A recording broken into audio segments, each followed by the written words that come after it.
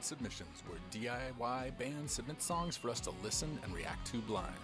Every week, we'll bring a guest from the underground music, arts, or entertainment scene to help you sort through mountains of new music. We go in blind so you don't have to. Blynd Submyshynz. Hey everybody, welcome back to today's episode of Blynd Submyshynz. There was that. Oh, come on. That was number 49 that we've done that. Oh, it's the 49th time. Gotta change it up, creeping up to 50. Heck yeah. Do we have something special scheduled for the episode 50? Do we? No. Not even we know the answer to that question.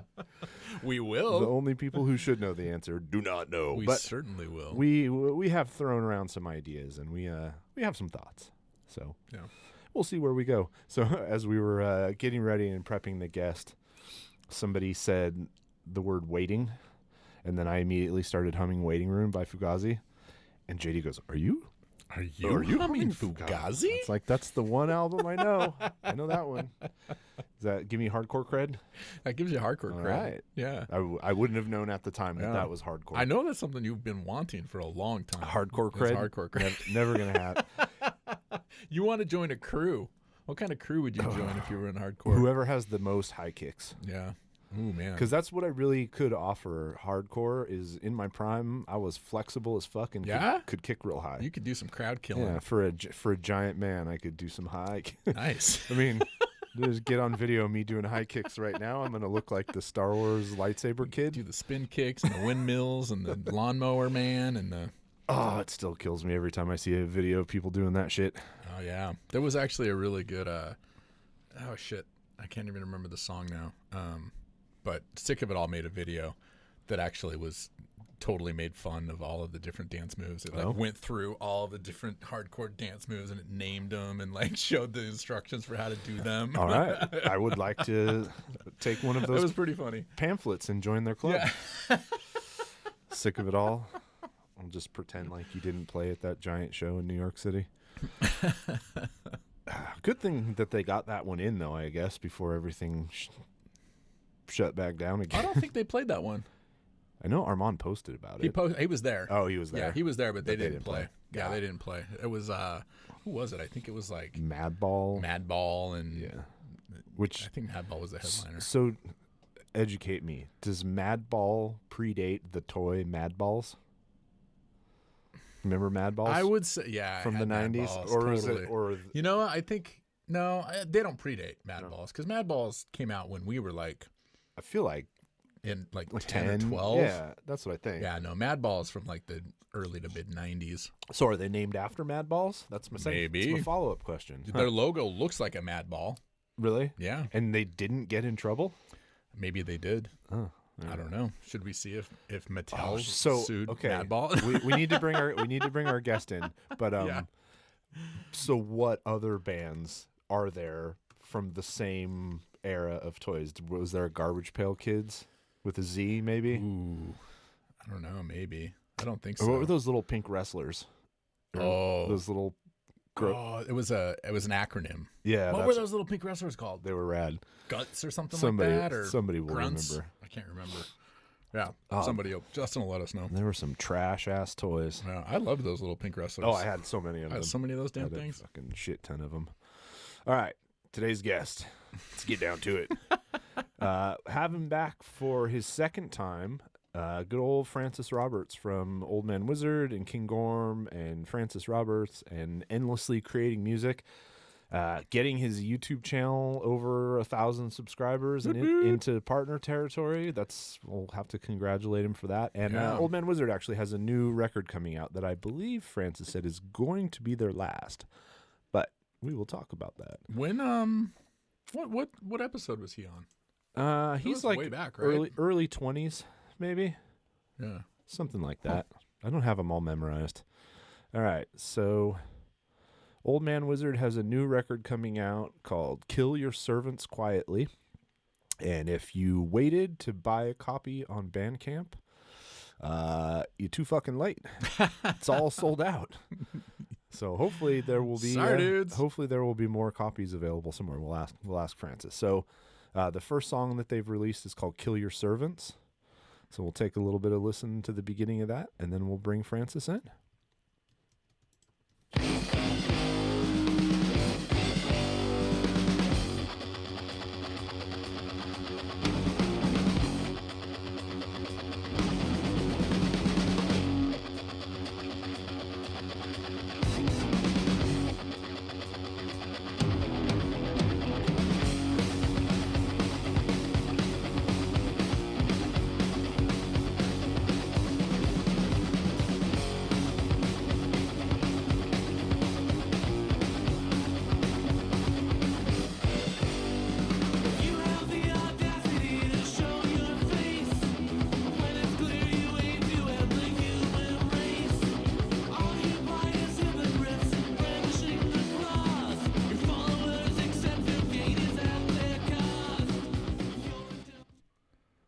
And there he is, Maybe. through the lag of the internet. Hey, how's it going, Francis? Hey. Pretty good. Well, it wasn't the lag of the internet. It was the Zoom update.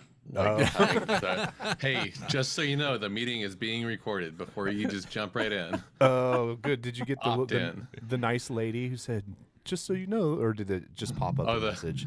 It didn't say. It just had a message like opting in. I think that this meeting or the recording is just when you start your. When I started, Yeah. And that's new. They didn't used to do that. No, that was a new. The first time it happened here, we both jumped. We were like, "Who are you?" Somebody got sued. Somebody got sued, exactly. Yeah, somebody went. I didn't know I was being recorded. Somebody got caught tubing. Well, so we were just right before you came in. We were just listening to the beginning of the first song you've released off of "Kill Your Servants Quietly." Cool.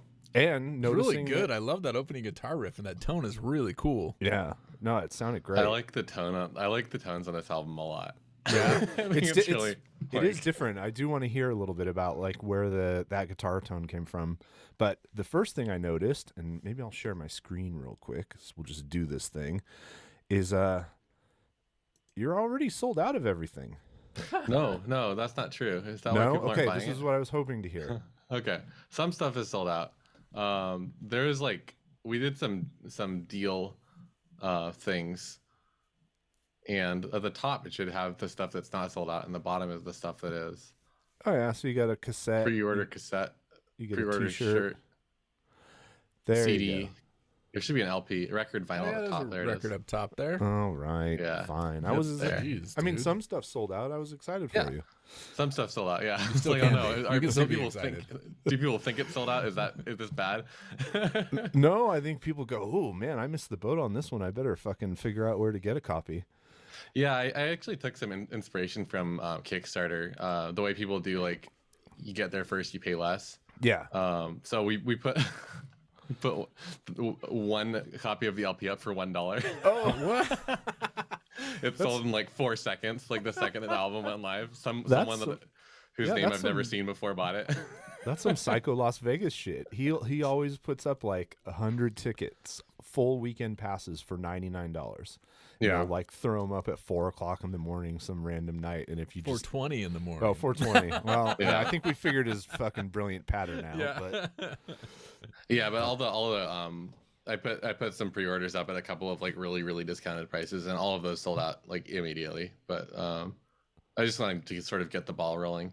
yeah, Because it pushes you into the Bandcamp algorithms and stuff. Like we were in like the trending rock albums, like all the genre tags. Like we were right at the top of the trending ones, like within like a day because of that. So I think it's worth doing. game that system. Yeah, That's the thing is like you know, people make fun of people who play D&D or video games, but it teaches you an essential skill, which is to understand algorithms and then figure out how to break them. Right? That's all repeated gaming is. Min-maxing a character in D&D or playing StarCraft or whatever is like, how do I break this? Cool. yeah, but broken. you've got to have conversations outside of that too. Otherwise, you don't get why other people aren't doing that, and you end up in like forgetting that social interaction goes beyond like having the highest number. True. This is true. Yeah. No one typically likes the min-maxer in their party very much if there's only one of them. Yeah. Like the most hated person in the party. And, you know, also no one likes the say the son of the president who gets the president to buy 20,000 copies of his book so that it can be at the top of the New York Times bestseller list, or, you know, whatever. These are hypothetical. I don't think anyone's ever done that before. know. Nobody ever gets their friends to buy stuff. So if you've come to the podcast recently and haven't gone back and listened through all of the episodes, this is Francis's second time on. I think you were around early 20s. So it's been about 6 months, I think. It's been a while since we talked to you. It's funny hearing it like that. Yeah. It is funny saying it for sure. Yeah. So if you want to, we won't do kind of the typical stuff that we do with the first time guest, which is kind of how'd you get into music? And that's already, you can go back and listen to that if you want to hear it. I am actually more interested in talking a little bit about the album itself, and you got right in on the production, on like sort of the tones and the process. So maybe since we already know who you are, we can just jump into that. So you said you really liked the tones on this album. Give me some examples of things that you did different this time around. I guess like one of the big differences that's more of a limiting factor, but I think it often leads to a better result is just tracking instruments live. Like we didn't, take turns recording parts. We just like set up some microphones in front of guitar, bass, drums at the same time and played through the songs. Didn't put no click tracks or anything like that. We did it at my house, so we had as many takes as we needed. These are bedroom recordings. Oh, gotcha. Yeah. That's rad. And then are there overdubs, or is it just the take is the take? So there's dubs too. We did vocals as overdubs, and every song has Mellotron on it. Oh, gotcha. Most of them have synthesizers. It's generally sitting like in the background though. I wanted it to sound like, when you have like the rock band with the orchestra type of album, and the orchestra is too loud. I wanted like the opposite of that. Gotcha. So, it's almost like the hum of machinery in the background, but more musical than that. Exactly. Yeah. Just like filling in the stuff that you're imagining. Cause I think it's easy to like play a power chord and like imagine that it's like this giant, huge thing, but it's really just two notes. And in the context of a recording, if you're mixing for clarity, you can tell that it's just two notes and it's not a very big sound. And most people get by that by double tracking the guitars and doing like big wide production. And I kind of wanted it to make it feel like Old Man Wizard, like the 3-piece band, and then just have it like supported with stuff. So I didn't want to support the guitar with another guitar like I did in the last two albums. Gotcha. So it's all like the guitar is never double tracked, except for one of the acoustic songs has the strumming acoustic guitar. And I think track 5 is 2 acoustic guitars, but usually for live, if we are doing like a bigger show and we're bringing acoustic guitars, Chris, our drummer, will play the other acoustic guitar part. They're really good at guitar, so that works out. Yeah, that's awesome. That's cool. So it's sort of like, I can picture it like being at the Caravan, watching you guys play, and then pretending that the hum of all the people at the bar and behind me is like filling in the synthesizer. The ambient. And also in the context of like a divey venue like that, the space gets filled in a lot by the reverb of the room and stuff. It doesn't sound good, but it sounds way bigger. Yeah. Like you get a very sterile sound doing like a traditional studio recording. And I think that's a problem in a lot of situations. That's why a lot of bands, do so many overlays. You just try to make it sound bigger than it is, because you're used to hearing it sounding bigger inside of a big venue. Yeah. I mean, that is one of the real like tricks of translating live music in general into recorded music, and then specifically live music that is heavy sort of in nature, is that there are certain aspects of the live experience you just can't duplicate in a studio exactly. So the producers that we've talked to have a bag of tricks that they have developed over the years to emulate the sort of the heft of the live experience. And if you talk to Billy or Kurt Ballou or any of those guys and ask them, that's the stuff they won't tell you right away, right? They'll just they'll do it, but that's what makes them special. Tricks of the trade. Yeah. And it would take a year to explain all of it, right? Yeah, for sure. And some of it they'll talk about, and I'm sure some are more open than others. But that's really specialized knowledge developed over many years in like lots of horrible, boring studio sessions, doing the same thing over and over again. Everyone that's produced or put out a good album has put out a lot of bad albums too. Well, there you go. Just like you learn along the way, and thankfully you often don't even end up on the credits on the first couple of releases. Yeah, that's it's true. I've think about that with tattoo artists, but producers and bands too. Is like, fuck, how do you reconcile your past work after you grow and improve and get better? Like, how do you live with it? So what's your bad album that you put out? I mean, I think there's a few that aren't very good. I think that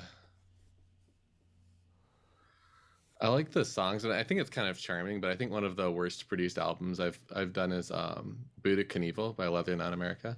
Oh, okay. I feel like that's like the worst production I've done. Also, I was expecting to mix it, and it was mixed by someone that didn't have communication with me, that was hired without my knowledge. So that was kind of weird, and hearing the finished product was like, this isn't what I imagined, but okay. Gotcha. That's crazy. Yeah. Well, you think even like Trevor, you can tell that like as he progresses and gets better at recording, he keeps going back to shit and like going, here, we'll re-record that one. I can't do that. I don't I don't know how he does that. Just like, I'm just gonna record these songs again. It's like, come on, just you write new songs all the time too. Just record the new ones. Yeah, he does. The problem is he does that too. Yeah, he does. That's true. and then he what was his latest announcement? Now I'm playing drums in this band. We made a record. Like, fuck, slow down, man.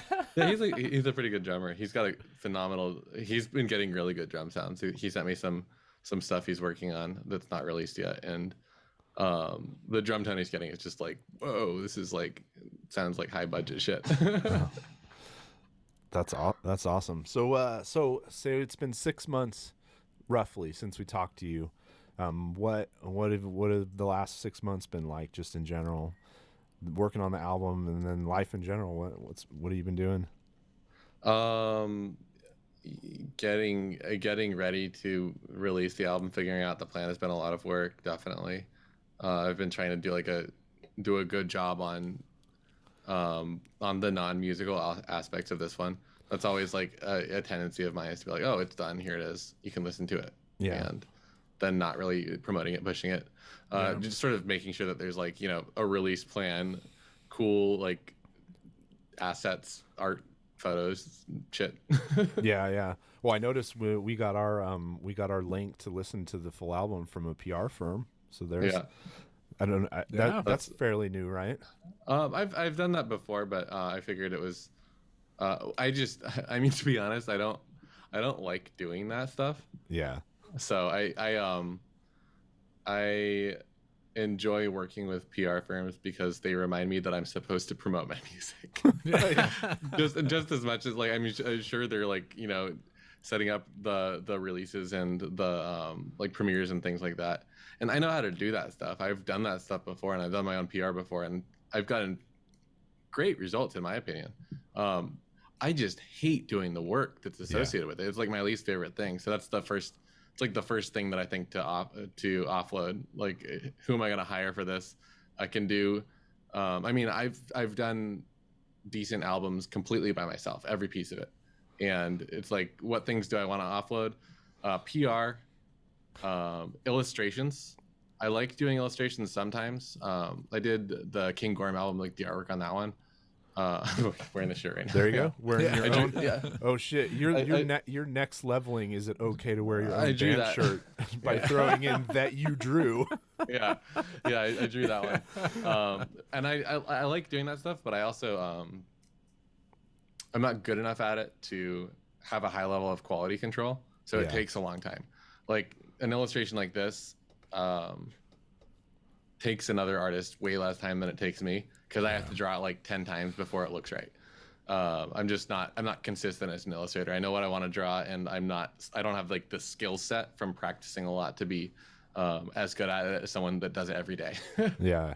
Same with sure. PR. Like I don't have the contact. I don't maintain a contact list of like places to do premieres and stuff like that. Like I know people from a lot of the blogs and stuff like that, just from Twitter and interacting with them and working with them periodically. But it's a lot more work for me to do that than it is for a PR firm to do that. And a PR firm is going to encourage me to do relevant work while they're doing that. So it's like, hey, we need a video to send to these people. Make that. And it's like, I wouldn't have thought to make that video. Cool. Oh, okay. Let's do it. Yeah, so that's it's awesome. just it's really helpful. It's just business side of the music business, right? Yeah, well, and some of the business side's boring. fun, but I agree that PR is not. And the thing is, it's not only not fun, but you have to do it way ahead of time. Otherwise, you don't get coverage. And so if you like, oh, it releases in 2 weeks, time to try and get some reviews, it's too late already. It's 100% too late for print. And way late for a lot of other types of PR. And there's gatekeepers. Honestly, the PR firms get you coverage in places that you wouldn't get without them. Absolutely, yeah. It's a sort of a quality control tier, right? It's like you get an email from a PR firm. It's like, okay, this is probably fine, instead of like an email from whoever, nobody person. Yeah. Like I can get coverage in places where I personally know the people that write for those places. Yeah. And the PR firm will get me coverage at like more places. So you just gave me a great idea. I'm going to start a band email account and I'm going to call it whoever nobody person at coop.band. Yeah. I mean, or what you can do is start like PR at blindsubmishyns.com or whatever. And then like mail stuff as yourself. Like, do you remember Threaten? Do you remember that story? I was just trying to pull that guy's name, Jared Threaten. Yeah. Oh yeah, he was his manager. He was his PR firm. Well, and he booked like a whole like international European tour yeah. with it without fans.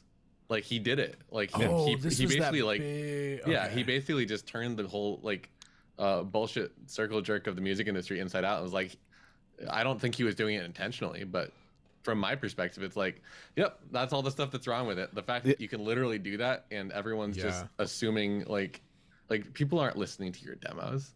They're like looking at your follower count. Yeah. And yeah, that was the question, was like, was the whole thing architected to just get him a base of followers so that then the next time around he just has a base captured, or was it just random? I have no idea. Yeah. It's like, did he actually it's like, tour? Yeah. They went on tour? And then two of the guys in the band like left. After they were playing to shows. empty venues, and it was like really awkward, and like it got exposed on the internet like 2 dates, and it was really funny. It felt like a very convincing as a performance art piece. I don't know if that was the intention, but it was really something to watch. Yeah, no, I watched it as it unfolded, and it was like, oh, this is incredible. Is it like some Andy Kaufman shit, or it sort of felt like it, right? Yeah, and like you see that how did the management at the venues like not catch stuff, like a YouTube channel with like 100 subscribers and like 10 videos that have like 50 views, and the video that they sent had like exactly 1 million views.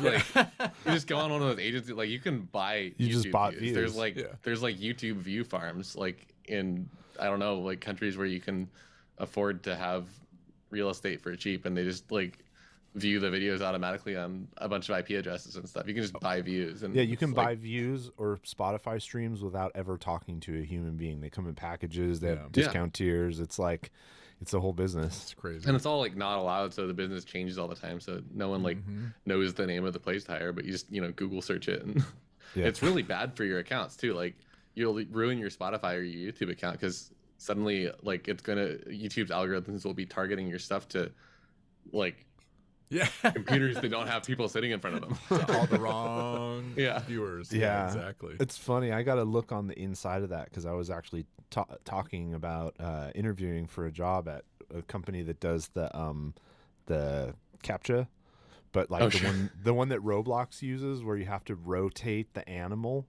Have you ever run into that one? Instead of identifying the stoplights or whatever, there's like a silhouette of a creature, and it just says rotated until it's facing the right way. I've seen things similar to that. That defeats all the login bots. So So Not for someone long. not well, no, but they still haven't figured out how to beat it yet. So anyone who's using that can flip a switch and get rid of bots buying tickets or buying Spotify views or whatever. And for some industries, you want to do it. Spotify's got to pay royalties based on views, and so if they can get rid of a bunch of not real views, that's great. But like Ticketmaster, like what do they care if bots buy all the tickets as long as somebody buys all the tickets? As long as Exactly, the tickets yeah. get sold. Exactly. And Yes. it's super sketchy because they absolutely do benefit from that, and they can play dumb because it's like, oh, our tech team can't figure it out, and their tech team is like a room with nobody in it.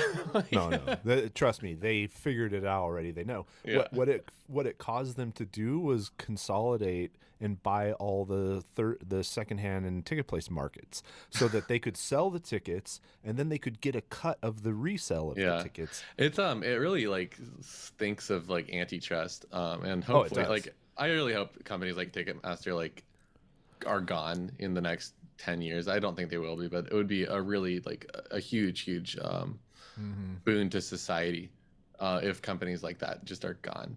Like it's such bullshit. Yeah, and the way the bots work and the companies that run them is it's almost like a speculative stock market. Yeah. They're predicting how many and at what price of the final tickets they'll sell, and then making decisions about how many to buy, ahead of time or on day one or whatever. Yeah, Ticketmaster could stop it tomorrow if they wanted to. Well, it's funny. Even apparently, even Jerem had an issue at Crucial Fest last weekend. Oh, really? All these people or bots got all of these free tickets, so it looked like the show was completely sold out.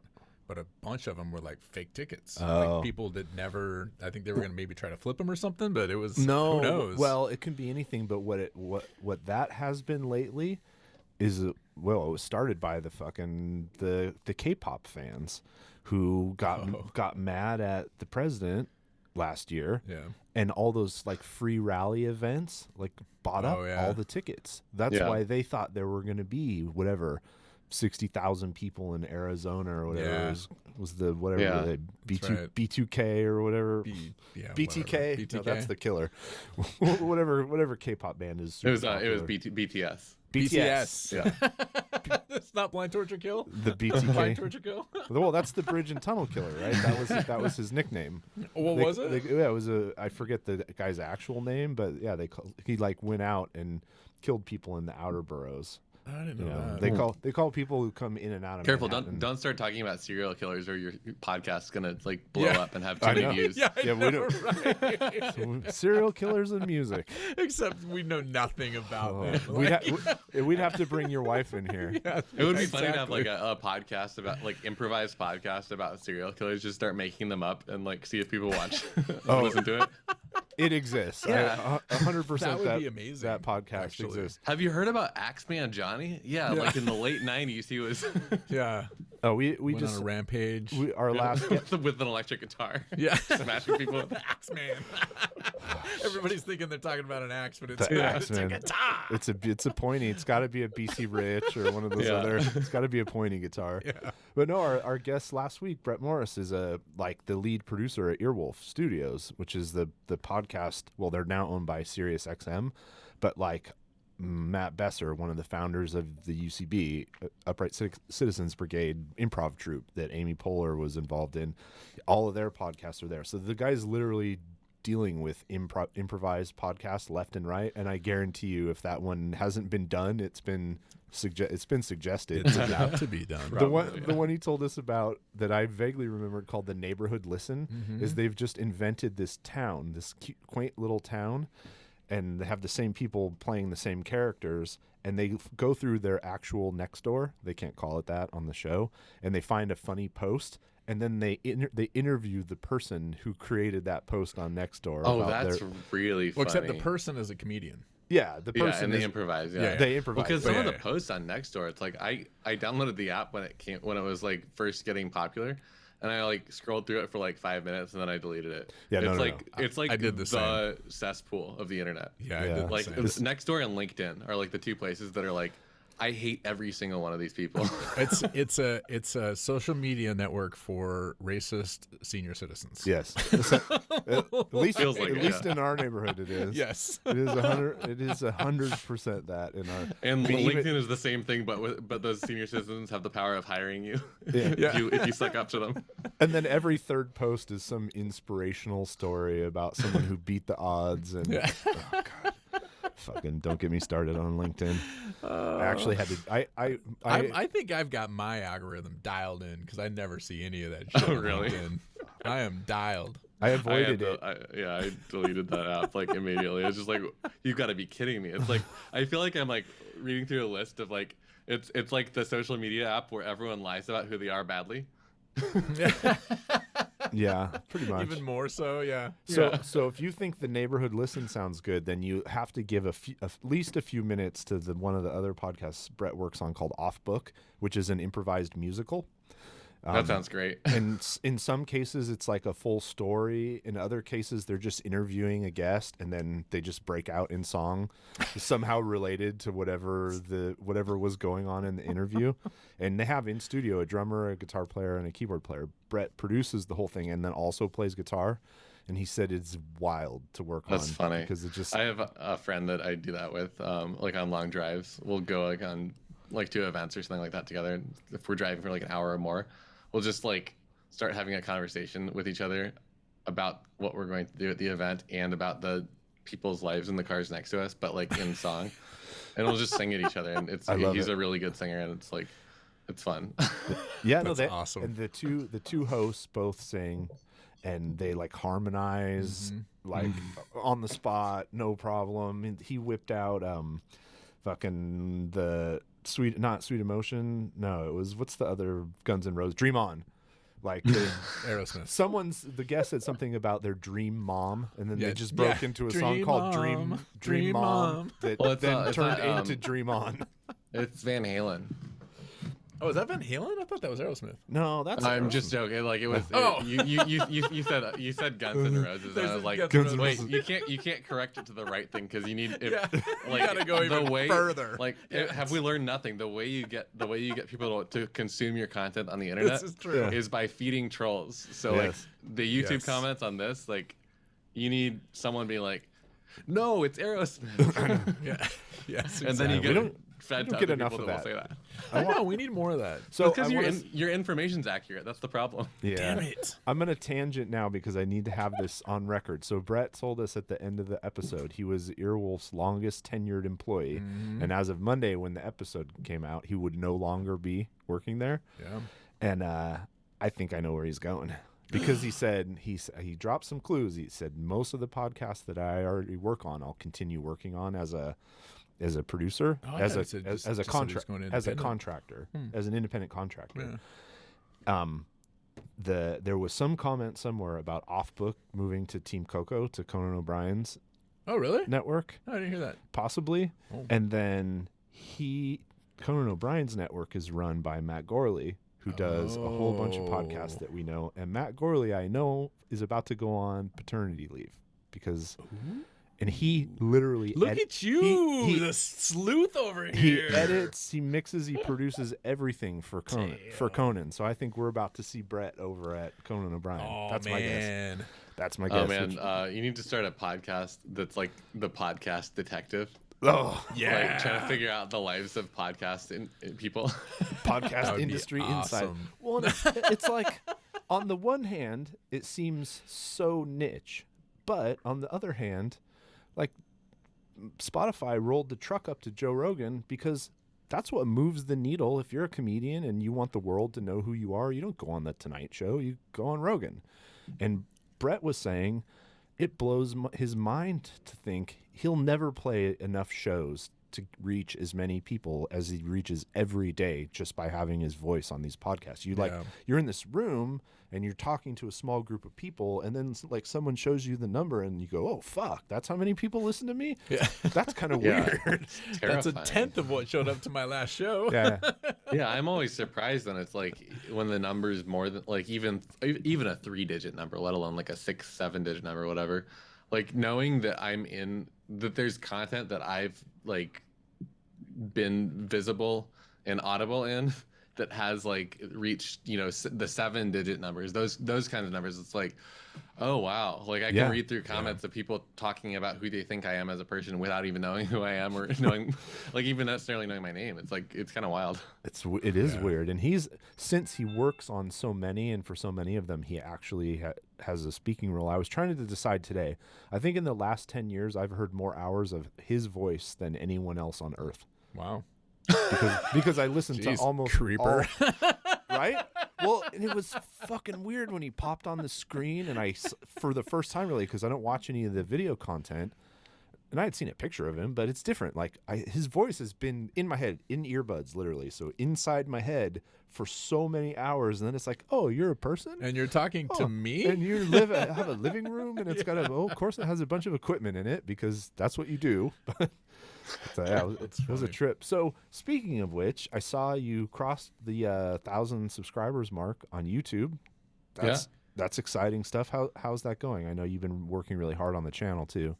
It's great. That's I mean, I'm allowed to make posts now. It's like YouTube basically puts you on probation until you hit that mark. Did you hit the hours mark too for partner? The listen? No, I'm not a YouTube partner yet. Okay. That's like, I'm pretty close to that mark actually. But it'll probably be a few months before I get to that point. That's that was my goal for the end of this year, was to get there, and I think that I'll probably do it by the end of the year. But what we'll you see. need to do is post 3-hour podcasts. Well, it's I mean, helping that's the thing, is that like a big piece of that is the live streams, and I haven't had time to do 2 live streams in a week for a while, so I'm gonna try to make time to do that again. I've been trying to make longer form videos as well, and trying to direct traffic to my channel through the shorts, which is like it's sort of a mediocre version of TikTok at this point, but it's on YouTube, which is nice. So I don't have to build 2 accounts and send people to other ones, because I don't like TikTok's format for my content. I don't think it's good. I actually consume probably more TikTok than I do YouTube, because I like it more for the stuff that I consume in my off time, which is nothing like the content that I make. Off time consumption. But it's been good. Get your channel to 1,000 subscribers so we can tag each other. That's like the thing. You can tag other accounts if they have 1,000 subscribers. Come on, people. Yeah, we haven't really pushed hard because it's not the primary primary audio. But the truth is, I think it should be. To be straight, at 150 subscribers with no effort at all, like literally have done nothing but just post videos, and then when we post a video on social networks, we'll put the YouTube link somewhere. But like no attempt, not a dime spent. We're already at over 1,000 listen hours. Yeah. And so I mean, it amazes with 150 me, subscribers. So it amazes me how many people go to YouTube. Well, I was looking at our numbers the other day, and we don't need to talk about this on the podcast. But no, it was interesting to see that the number of people that actually have been listening, unique users, is way over our subscriber count. Yeah, that's like we have people coming all the time, they're just not subscribing. Yeah. Yeah, well, I think what you've got probably is people that are coming in to listen to one of your guests. Yeah. And saying like, I'm here for that person, but I don't necessarily care about I'm a fan of this. I'm a fan of this person, and I don't think I want to listen to a 3-hour podcast with someone that I don't know anything about. Yeah, exactly. Yeah, for sure. Yeah. Well, that's killer. So for those of you who don't know, Francis has been working really hard on a YouTube channel, and it has a lot of really cool content for creators of music, and tutorials on how to make music in different styles, live streams, including Dungeon Synth. Lots of the Dungeon Synth seems to be your most popular. Yeah, that sort of like ended up happening. Some of the videos on Dungeon Synth was like, I think what happened is I started getting people subscribing to the channel and saying like, oh wow, no one else is doing this. Yeah. And it's like, there's someone making better tutorials on hip hop than I am. There's someone probably making better tutorials on rock music than I am. But apparently no one else was even making tutorials at all for Dungeon Synth. So it was like, oh shit, here it is. Yeah. Here you go. You are now the master. You found a hole in the market. The Dungeon Master. I don't know. I'm talking like a pirate. I don't know. Maybe it's that pinata that I brought this weekend. It was Randy. No, so it's like, for because so many of the fans of the music the people that we're talking to most frequently are also creators. I mean, our music genre probably has the highest percentage of fans who are also in bands, I would imagine, of any kind of music out there. I can't imagine. I mean, maybe somebody would have a brilliant one where I go, oh yeah, that for sure, but I don't know. I haven't run into it yet. So everybody wants to know this talk about how fucking the channels work and the algorithms, and so I'm just gonna assume this stuff is interesting because people keep listening. I think YouTube's analytics are incredible. Yeah, like like how many people found your video by searching like something with the word misspelled.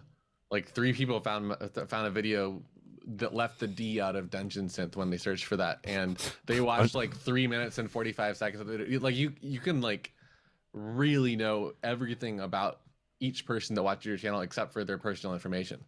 Like there's a person that watches my channel in some country that watches all the videos all the way through, and like maybe they have friends, and I should probably make sure that I have captions in their native language so that I can reach more people. That like they just give you so much information. They they make all of their money off of making their platform sticky.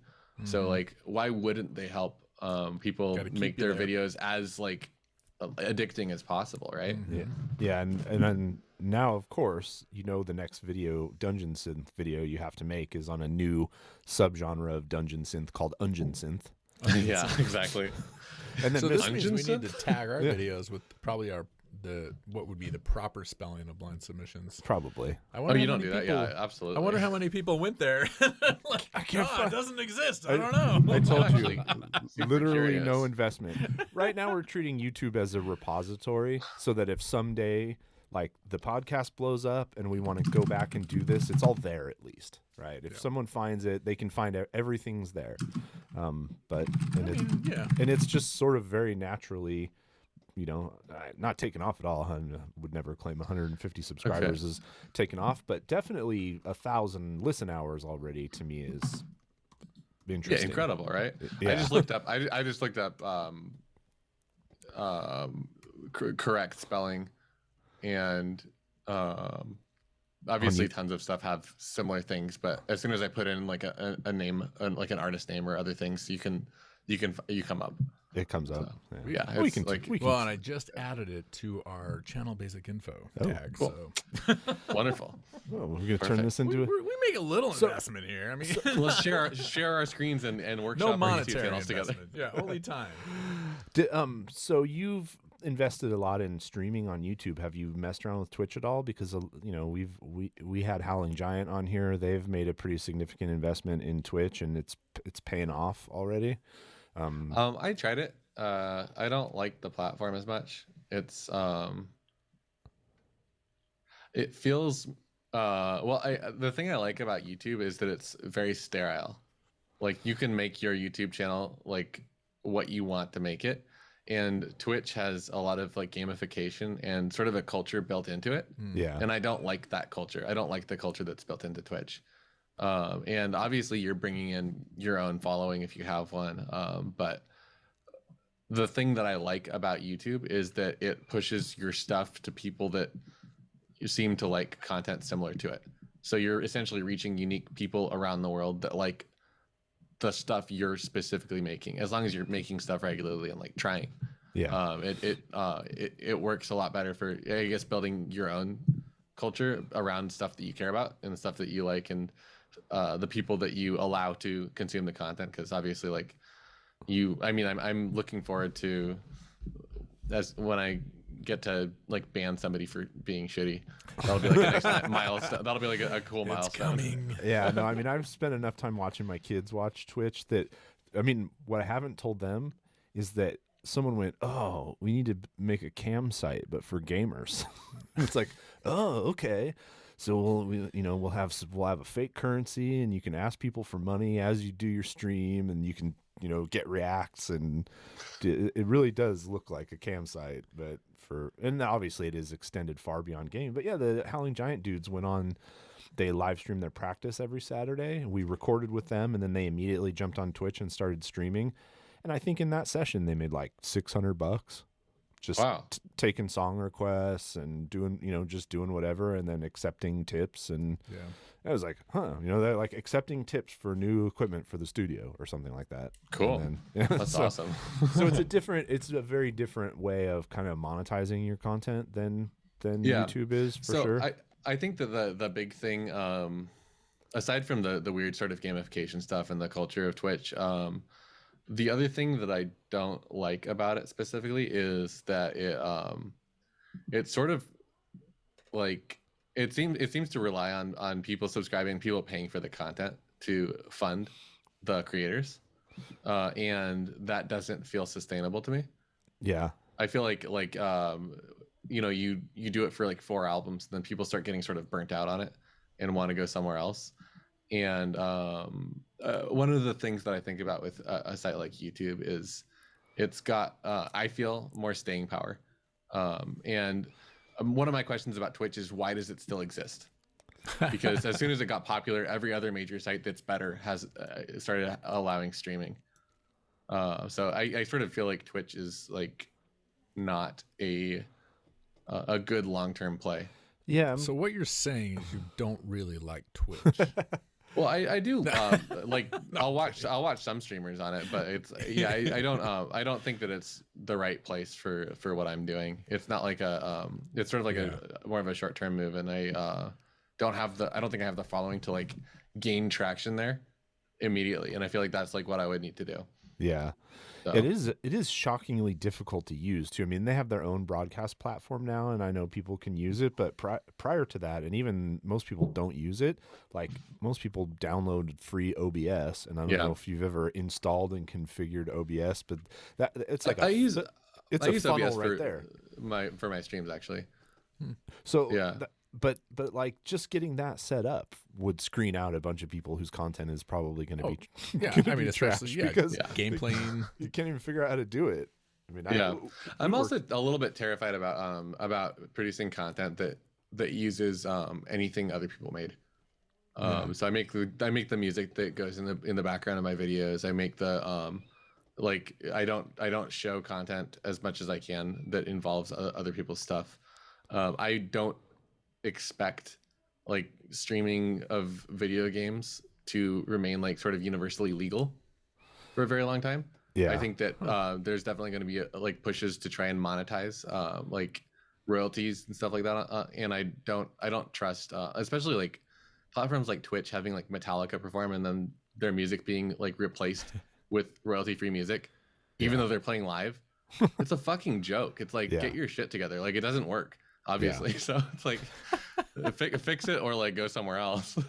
Yeah, for sure.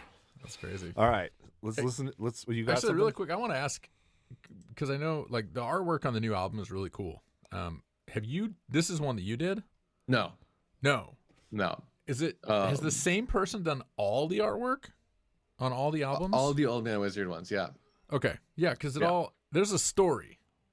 Yeah, it's like a 3-frame comic, right? What is the story going on here? Because like in Unfavorable, you got this guy on his horse who's riding into a town, and then the next album, Blame It All on Sorcery, somebody's being burned at the stake, and then this new album, you've got the guy on the horse, 2 other people leaving a town that is burning to the ground.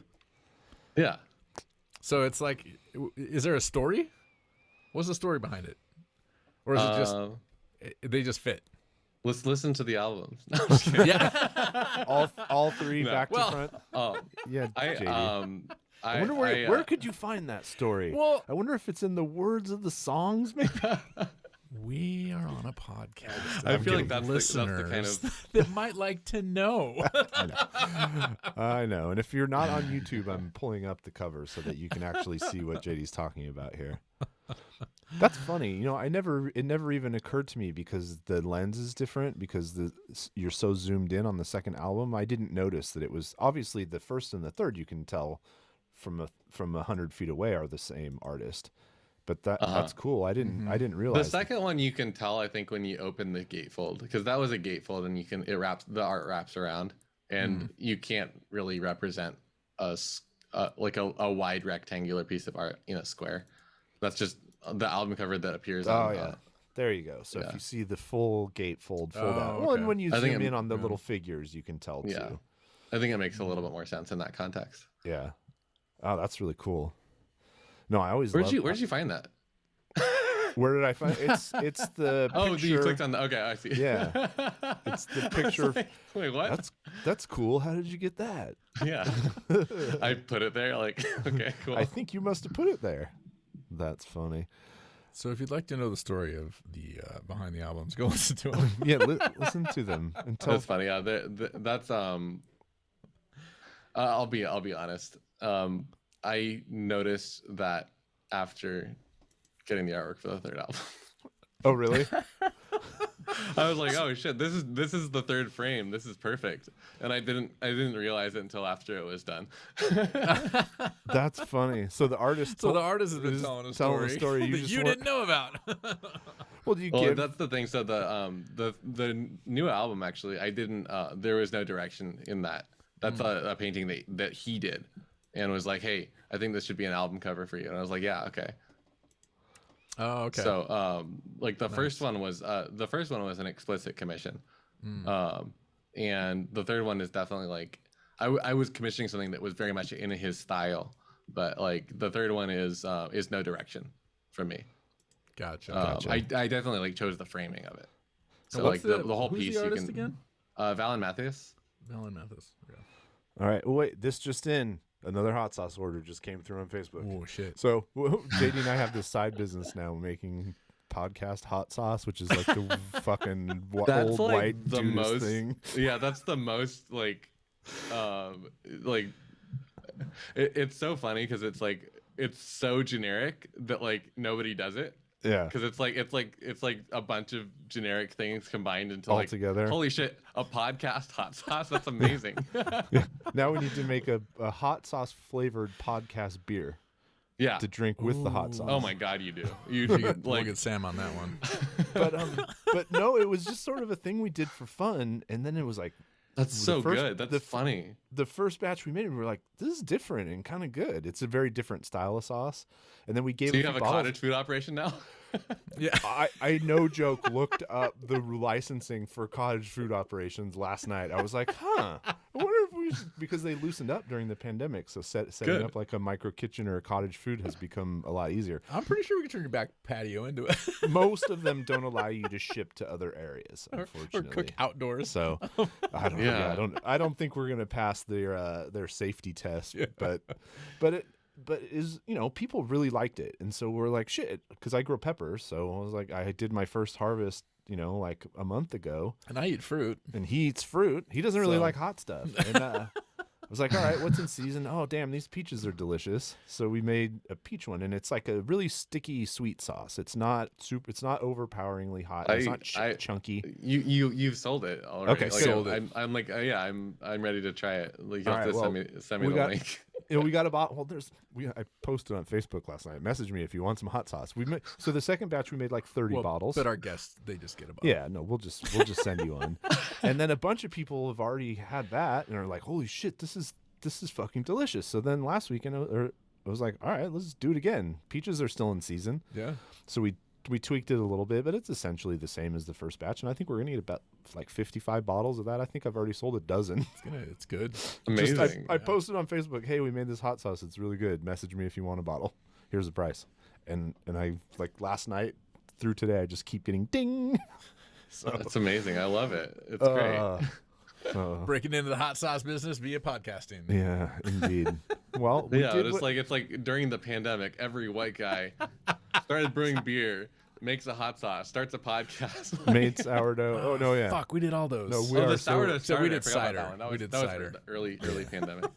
Well, and I started making beer 20 years ago. Yeah, so this- I this- can't. I actually did it so much that I hate it, and I stopped doing Yeah. it because I brewing would have beer is stopped too. Not easy. it's doing dishes is Yeah, what it's messy. making beer Yeah, is. It's exactly. Sanitizing. It's stuff. sanitizing shit. I have a few terrible. friends that do that, and it's like, cool. I'm Oh, never no, doing we- this. In California, we are the high school. We are the equivalent of the high school girl with the like Lululemon yoga pants and Uggs and a Santa Cruz in the Bay Area, at least, in a Santa Cruz sweatshirt and a big old hydro flask. I mean, that's us. We're just the dad version. Yeah, we're the dad version. What? You're bald and you have a beard? Huh. Whoa! Wow, that's weird. Do you collect guitar pedals too? Shh. He doesn't. Okay, I good. don't. Yeah, Yes. I do. Yeah, I used to. All right, so super duper sidetrack. Now we listen to music. Oh, Since that was Oh yeah, this part. I like this part. the I like original. this part. The actual show. shooting the shit with friends and then occasionally listening to 10 seconds of a song. Yeah, I know. I realized there was one song last episode that we did not listen to for very long. I think that was a sort of like a wink mutual agreement kind of a situation. Oh no, I think it was the one that I really liked. Oh no. Which one? Give him an extra plug. Look it up and I'll cue things up It here. was the La Luna or something like that. What was it? Oh, the band from LA. Were they from LA? So this band is called Dumb Waiter, which I immediately love. Not Dumb Waiter, one word, but Dumb Waiter, 2 words. Dumb Waiter va.bandcamp. So there's another Dumb Waiter. They had to point out that they were the one from Virginia. Okay. .bandcamp.com. And if you look at the song titles on this record, they are all named things like HMP, LTM, I assume these are words minus the vowels. I don't know. But Yeah. Hump, something Bitcoin. yeah. Bottomless window. Yeah, definitely window. Yeah, definitely hump. You nailed the Bitcoin one. Vax vapor. I The don't know. I'm Bitcoin just one has a guessing. video, and that's what we're going to listen to. Ooh, are So we? here we go. Okay. I'm scared. Scared. Do you ever scared. like look at collections on Bandcamp and recognize users? all the time? Yeah. And It's like kind of a particularly funny the experience. the bloggers. I Yeah. see Bucky Brown. Yeah. Everywhere. Good old Yeah. Bucky. He's probably spent like a down payment of a house on Bandcamp. I would imagine so. All right, here we go. Oh, video. No, we would definitely want to watch. So if you're listening on podcast, we're watching the video. Head over to Bandcamp and you can watch it on video too. There's 2 videos. Wow. Why did it scroll? There we go.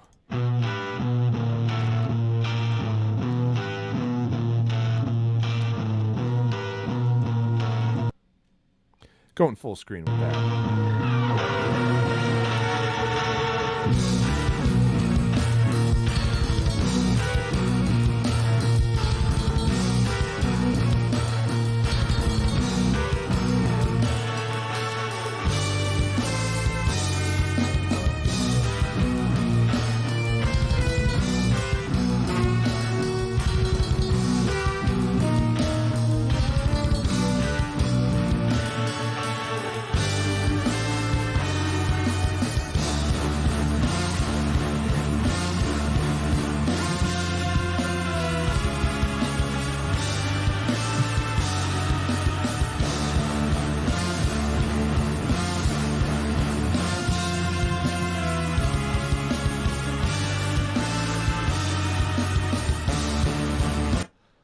All right, we haven't insane. we haven't been this quiet for this long in a long time.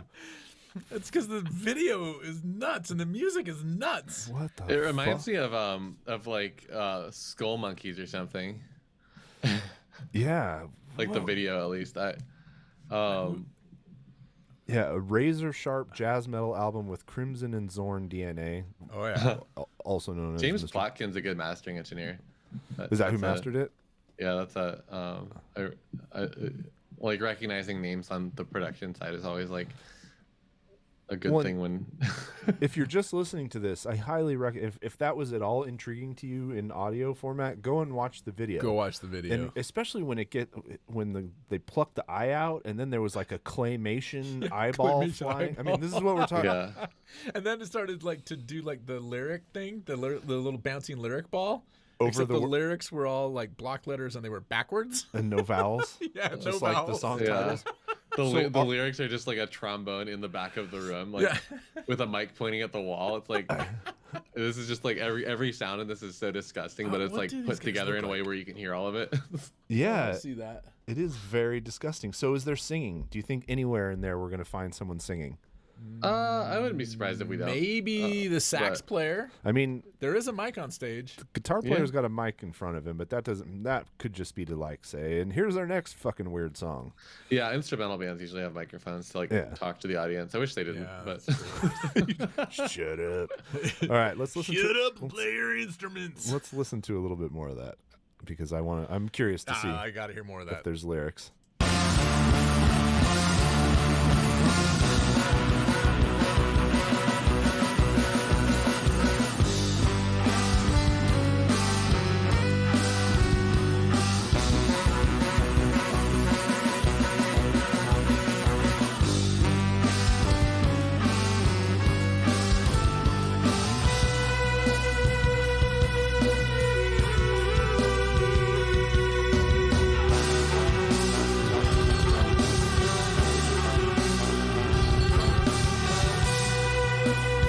That's awesome. That's every band that started in Northern California after the band members went and saw their first bungle show on the first record. That's funny. I was gonna say it reminds me of this band Trash Axis from I think they're from San Diego. I know some of the people. Some of them live in LA. Some of them live in San Diego. I don't know where they're. I think they're based in San Diego. This is a band that would disappoint me greatly if they had shitty merch. I expect good merch. Those look like hand-drawn cassettes. Hand-drawn cassettes. They're all different. That is definitely. So this is interesting because it says. So I was looking at the email they sent us. This did come from them. Okay. So, but it basically said that the guy that founded the band was a booking agent for a nonprofit venue space, and they had booked Lightning Bolt, and he wanted to be a total brat and play the show, so he started a band. They could play with Lightning Bolt. They could play with Lightning Bolt. And so that's awesome. I love funny. Completely cynical band formation stories. They're like, I didn't want to let anybody else play with Lightning Bolt. I mean, I started Old Man Wizard because my friend said that it would be a terrible band name. Yeah, that's true. I was like driving with him, and he like pointed to like this old dude in a car with a giant white beard, and he was like, "Look, it's Old Man Wizard." And I'm like, I think that would be a cool band name. He's like, "No, it wouldn't be good." yeah. And so I started a band. Like that's real. That's fantastic. Yeah. I love a good whatever spite. I mean, that's like the starting of Zeal and Ardor, right? It's like someone dares you to do some stupid shit, and you go, all right, I'll do it. I'm up for stupid shit. Yeah. All right. Oh, how do we top that? It's almost like you just want to listen. Should we just call it? No. Here's how we top it. It was great chatting we with need you to, we tonight. need to talk shit about it. Okay. Let's talk shit about it, and then the next thing will be a little bit closer in quality. I hate it when people challenge what I think I know about music. I love blast beats and I love crazy clown music, but they don't go together. I didn't like the bass drum in it. Wait, are you being serious? Because I'm serious about that. But yeah, that's why I said that. That's like the only criticism I have. I thought it was great. Yeah, no, I thought those crazy drum beats were kind of cool. I thought the drum beats were cool. I just didn't like the way the bass drum sounded. I would have used a different drum. Yeah. I'm nitpicking. I'm just like trying to make conversation. Like we had nothing bad to say, so we came up with something. We need to create some separation between this and the next release. Yeah, exactly. Yeah. That was weird though. That was jarring because it's like, yeah, I've heard that done before in various ways, but never with that kind of really straight drumming. You're usually going to get like that circus music feel, that kind of swingy. Which that's the thing is I like the drumming on this more than that circus music. I feel like that like 3/4 kind of beat is like really played out. Yeah. What's that crazy clown band that has all the videos where they make music sort of like this, and they just drive around in a van and they call it clowncore? I have no idea. Oh, you don't know clowncore? I've heard that term, but I know what you're talking. I know exactly the band you're talking about. I have no idea what they're called, but I know they like make videos in porta potties. I was kind of mad. Yeah, they're called clowncore. They're called clowncore. I used to have I used to play music in porta potties, and we would, in hopes that it would go viral, like me and some of my friends, and it didn't. And then that band came up, and I was like, "What the fuck? Like, what the fuck? We did it first." That was our viral video. Goddamn clowns. I mean, Interesting. these guys do. Clowncore does well. Their videos, their video for computers has 1.7 million hits, so they don't need me. I mean, I've seen it. Yeah, doing just fine. All right, dumbwaiter. It's so funny because the way that Decibel described that album was very similar. It's like the band, they dove deeper into the strange, but they've done so by playing things a bit more straight. I mean, if that's confusing, sure. Welcome to the world of dumbwaiter. It's strange, but straight. Well, the fact that Decibel's writing things about them tells you something about kind of the level that they're. It's like they're a band that somebody knows. I don't know them yet. I do now, and I'm glad I do. Yeah, for sure. I'll play that. I put that kind of shit in my back pocket for when there's like, well, it'll be a while still. Yeah, but when there's like a party at your house and you have a bunch of strangers over, and you just kind of put it on in the background in one corner of one room, and then just wait for people to go like, what the fuck? Yeah. People start Set getting the all vibe. aggro. Yeah. Causes anxiety. All right, so I'm pretty sure our next selection here is going to be a hard left that will distance itself from what we just heard very naturally. All right, so this is an artist called Juracán. I believe is Hurricane, and I am pretty sure he Huracán. Yeah, I think so. The J is it? Yeah. It looks like it's in Spanish. So, yeah, it's in Spanish. You said Lecciones. The artist is from Oregon. We'll read more about them. But this song is called, You Said Lecciones.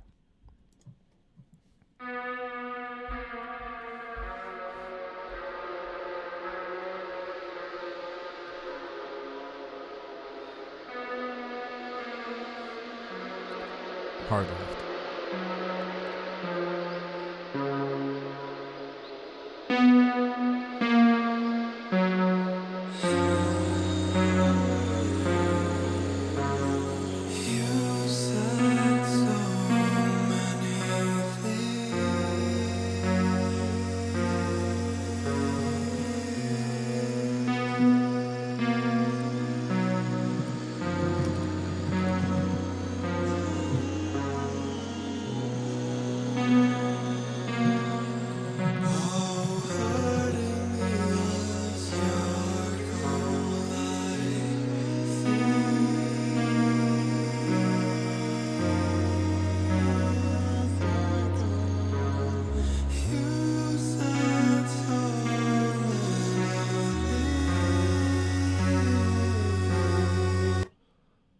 Hard left?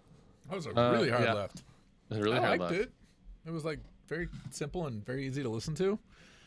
I could totally just like put that on, I always say this, but it's something I can put on when I'm at work, working in the background or just around the house. Yeah. You know what it reminds me of? I'm into it. I like it a lot. It almost reminds me of like Lil Peep style, like emo rap, but without the beat.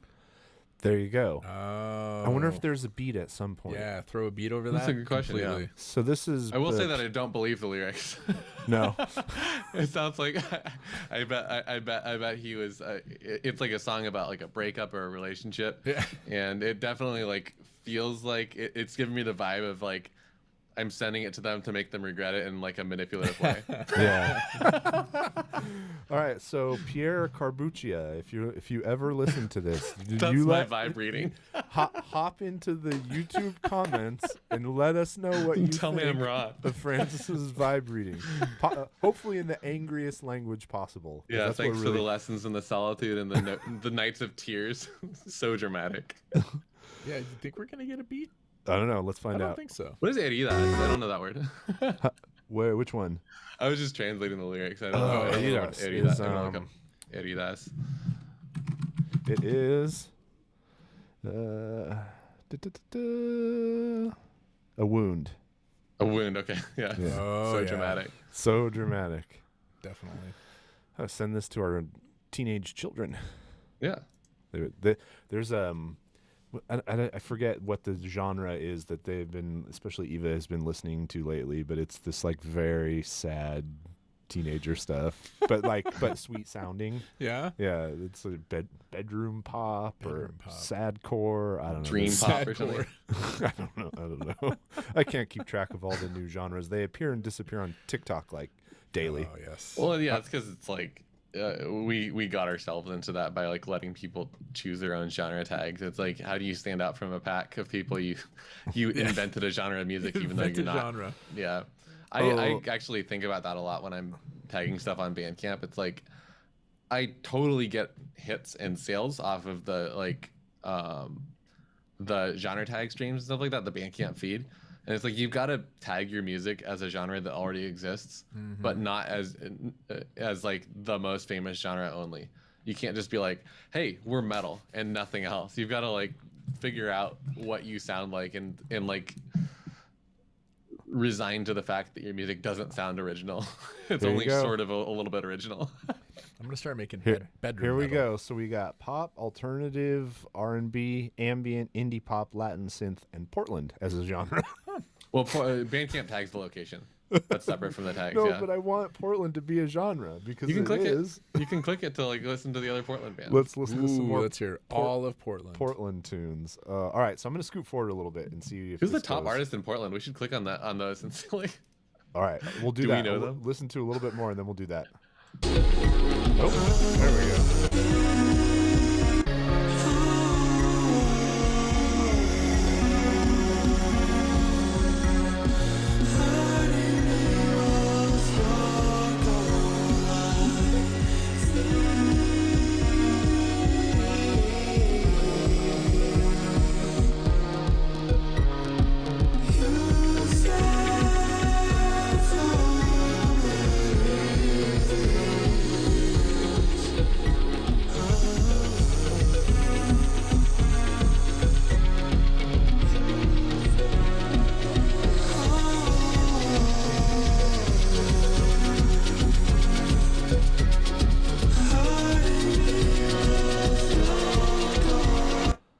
That's cool. I like that. That's cool.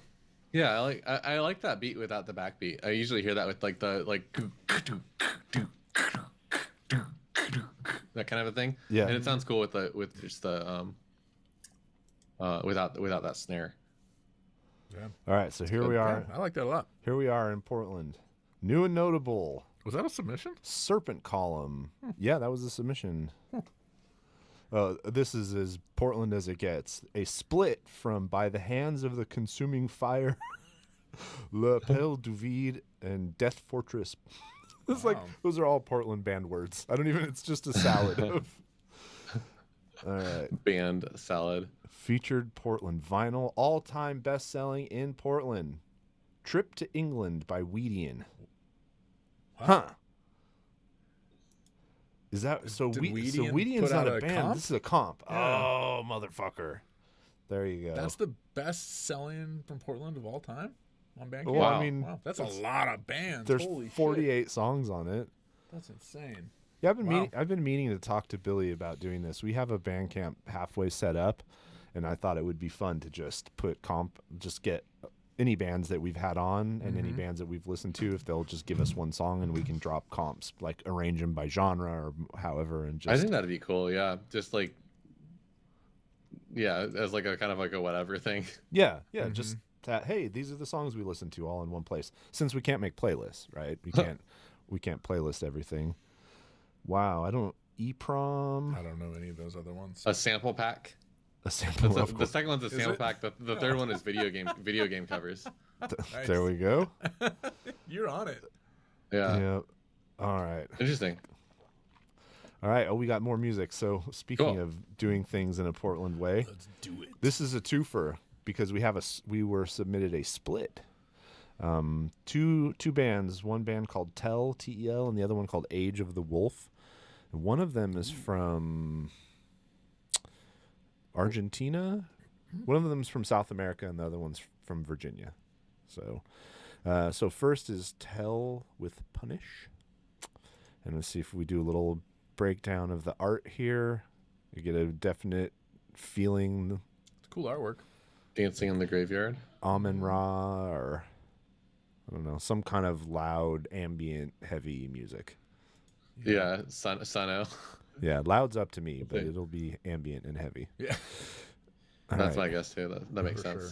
All right, so that's the first band. Let's hear it.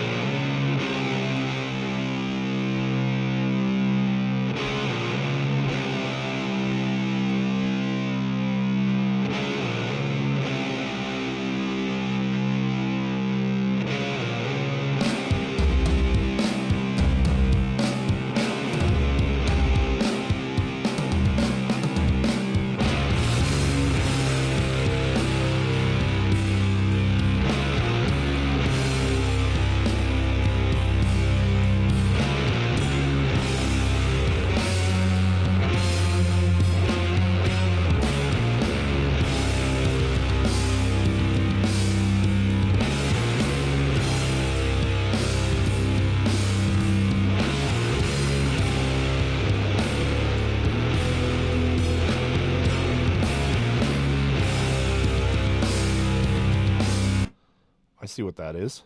Yeah, I really love the mix on that. Yeah, The bass tone and the really like boomy floor tom that's not too boomy. Like it's like I really like the way That's the produced. technical name, right? Yeah. it is. Yeah. It's the technical name. The boomy tom. That's How not do you too achieve that boomy but not too boomy tone? You just don't like make it hit your subwoofer as hard. Turn it down. So I don't know. So that was a song I'm not by good at toms. No. Yeah, that was No. a song by Tell called Punish. And yeah, it was two they have- bands that boomy. released Singer. released albums at different sort of around the same time during the pandemic and just became friends over the internet and then That's decided cool. to record a split with each other. Oh, nice. That's super cool. And one's in Philadelphia, One's in, I think it was Virginia, Virginia, and the other's in Costa Rica. Costa Rica. Yeah. Oh wow. That's funny. I'm actually talking to off and on to Old Man Lizard in England about doing it. We're gonna do a collab. Oh, I've never what met you them. need to do, Old Man Lizard Wizard, and you need to do all King Gizzard covers. Yeah, exactly. That's what I'm telling them is that we need to like get the attention of King Gizzard also, because like Old Man Lizard, like it became like unavoidable because we'd get misbilled as each other. So it's like, what can you do? The What old- was the? Wasn't there was like, was it Merlin and Wizard they did a split, but they were having like this pretend battle Yeah, it was, against one That's another. funny. yeah, it was a wizard battle between Merlin and Wizard. That's It really was funny. hilarious to Yeah. watch them On going so- back and forth on social media. Those are all good dudes too. Yeah.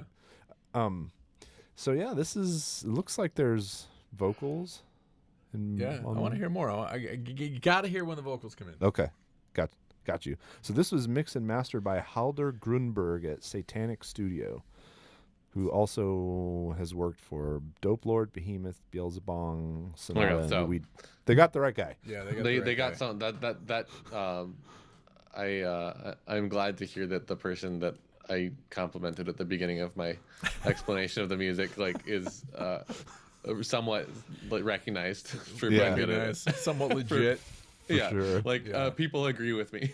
Yeah, exactly. Someone does. Good It's someone. mixed well. It sounded, the tones to me sounded like Indian slowed down, like like some of that stuff's intentionally painful and kind of bright in like a way that is designed, I think, to bother you. Oh, Indian the band. Yeah, Okay. yeah, designed I- to bother you a little bit. Like what part of that sounds like Indian music? No, Indian the band. Like was there tablas or No, is it tabla or tabla? I think it's Tabla. tabla. Tabla. Tablas. Yeah, that's what I thought. Yeah. Yeah. Yeah, I mean, is it the same tabla that we have throughout history? Is like slate? Like it makes sense. It's like a flat thing Flat that thing. you. No, drum on the it. drum, right? Yeah, Yeah, no, it's I a- know you're it's talking a about the but drum, right? I Yeah. wonder where the name for the drum tabla comes from. Like where if it Oh, has like an the earlier etymology source. of the word, like if Yeah. you, Yeah. Exactly.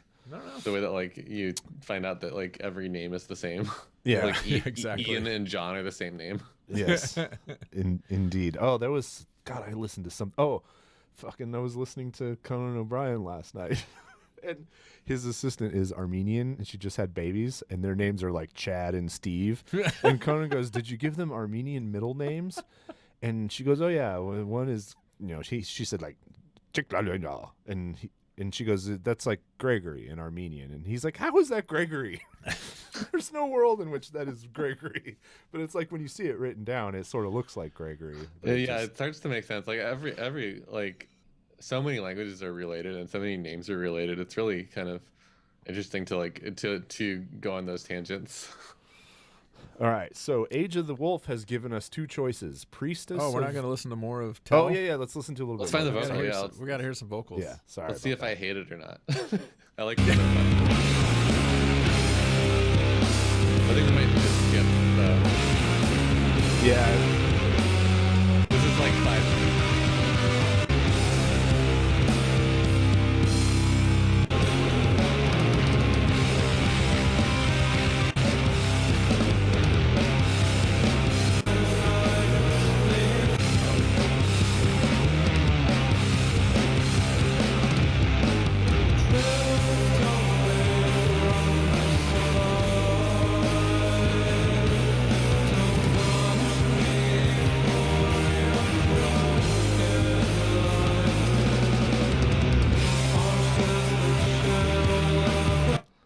Totally down with the vocals. Okay, so I'm Works gonna for me. do like I'm gonna follow suit with myself for the whole episode, and I'm gonna nitpick something that doesn't need to be nitpicked. Okay, let's I do don't it. like the vocal harmonies. The vocal is fantastic, but I would have liked it more without the harmony. All Is right. Oh, that really? weird? Is Yeah. that weird? I think that's weird. I really like it. This is fantastic. I think this is fantastic. Yeah, it's really good. The But, the harmony sweetened it up in a way that it seemed incongruous. It sounded. I didn't like the note choice. I liked Yeah. I liked having a vocal harmony, but I didn't like the notes that they chose for it. It sounded like, so I will be. It sounded like the person that was using Melodyne to tune the vocals didn't choose the notes that the singer was trying to sing. That's what it sounded like to me. I've been in that okay. situation before. Interesting. I've heard it. This is tuned. Like every vocal is tuned. If you hire someone to mix your album and they don't tell you they're tuning the vocals, they are. That's just like, that's Yeah. like real life. Just so everyone in band So knows that. I sound that good? Wait, do I have to tell Troy that, or can I just let him think that? You're allowed to let your singer think whatever they want. Okay, But good. We Yeah, we won't say anything. I am gonna ask Billy though, because there are multiple times in the studio where something's like a little bit off, and we have different or better takes, but they all agreed that was the take that they wanted, even though there was like imperfections in the notes. So, but I'm curious if he goes back in and cleans it up anyways. I'm sure he does. yeah, All usually right. there's some type of editing, even if it's very, very, very gentle. But So yeah. this is rad. This is in a bar. Like the singer's got the first 3.5 minutes to like sit down and Yeah. have his beer. He's just fucking chilling. I know, it's crazy that the vocals don't come in for like 3.5 minutes.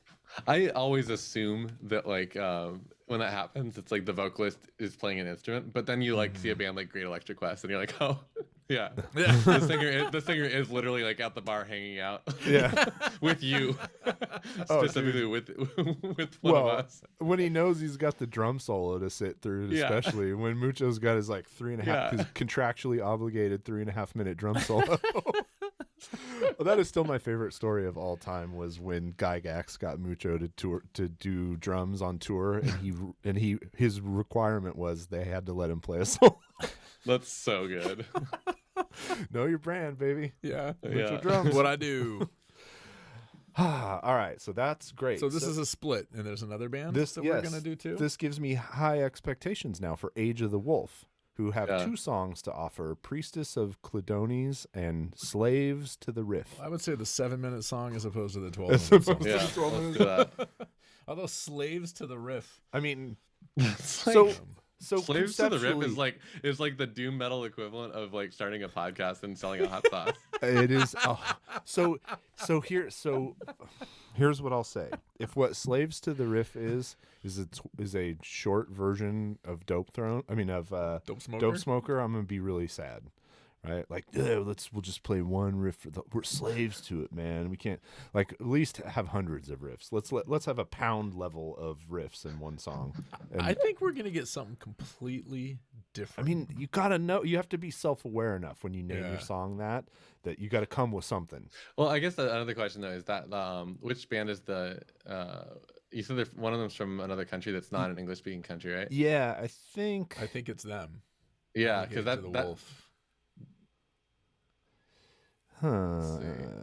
Produced by Age of the Wolf, recorded in San Pedro, Costa Rica. Yeah. Okay. Yeah. Okay. Good. So that checks out because that's the kind of name that like I think, like I would be like that's like sounds played out, but I would if I was naming a song in like a language that wasn't my native language, I would probably end up with a name that ends up kind of like that. Yeah. It In sounds whatever language I was amazing working in your language. Yeah. But then it translates. Because it does sound like it's kind of cool, but it's like kind of weird also. I don't know. Yeah. Yeah. Well, I mean, we could do Slaves to the Well, Roof. I'll start with this one, and Okay. we'll see what we're in for, and then. So this is Priestess of Cladones.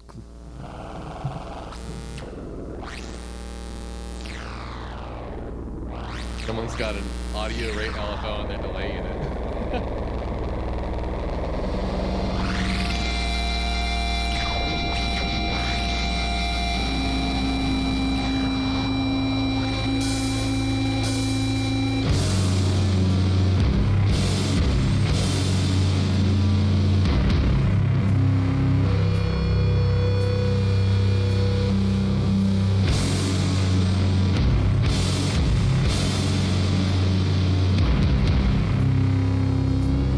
That's fucking tough.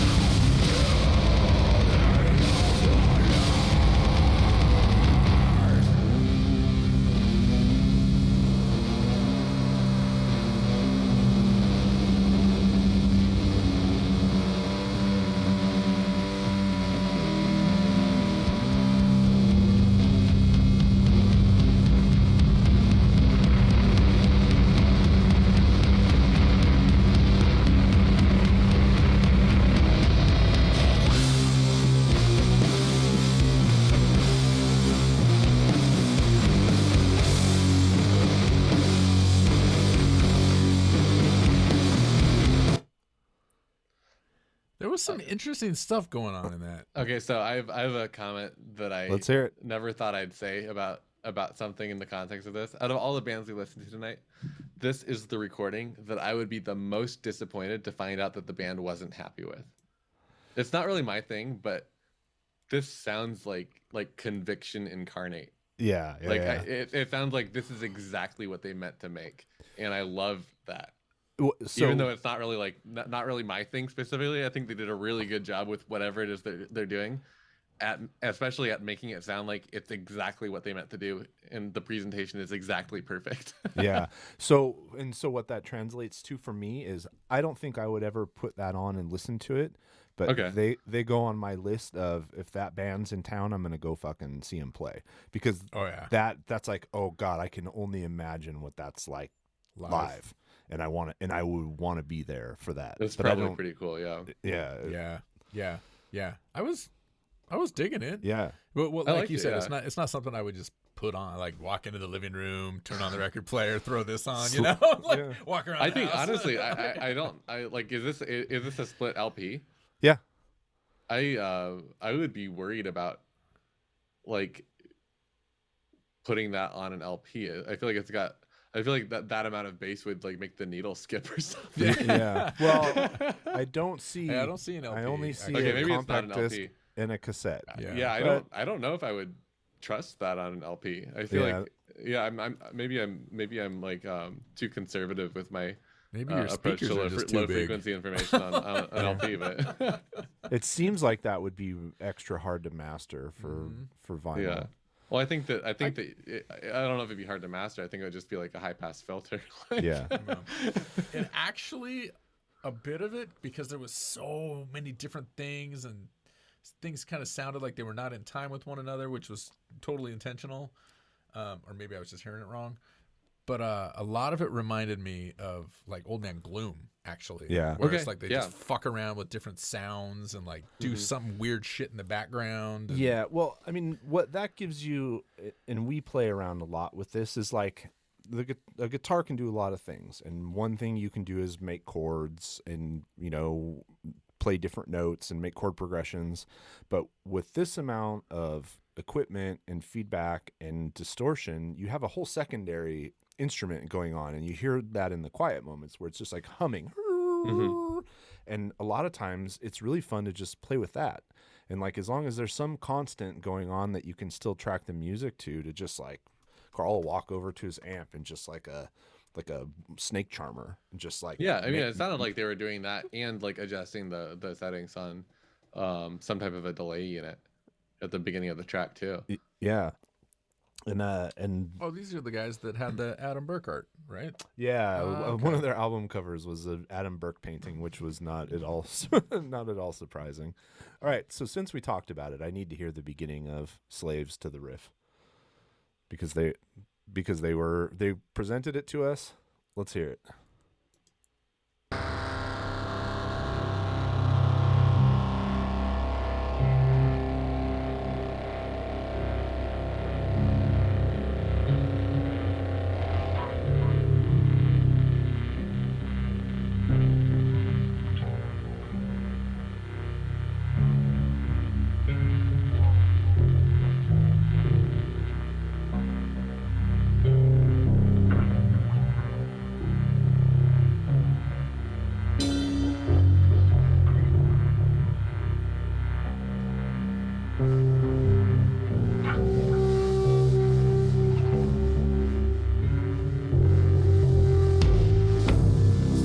There's exactly the thing you were just talking about with the amp. Yep. Well, that buzz is just, he didn't turn his volume knob down on purpose, right? Yeah, And exactly. you can hear the modulation effect going.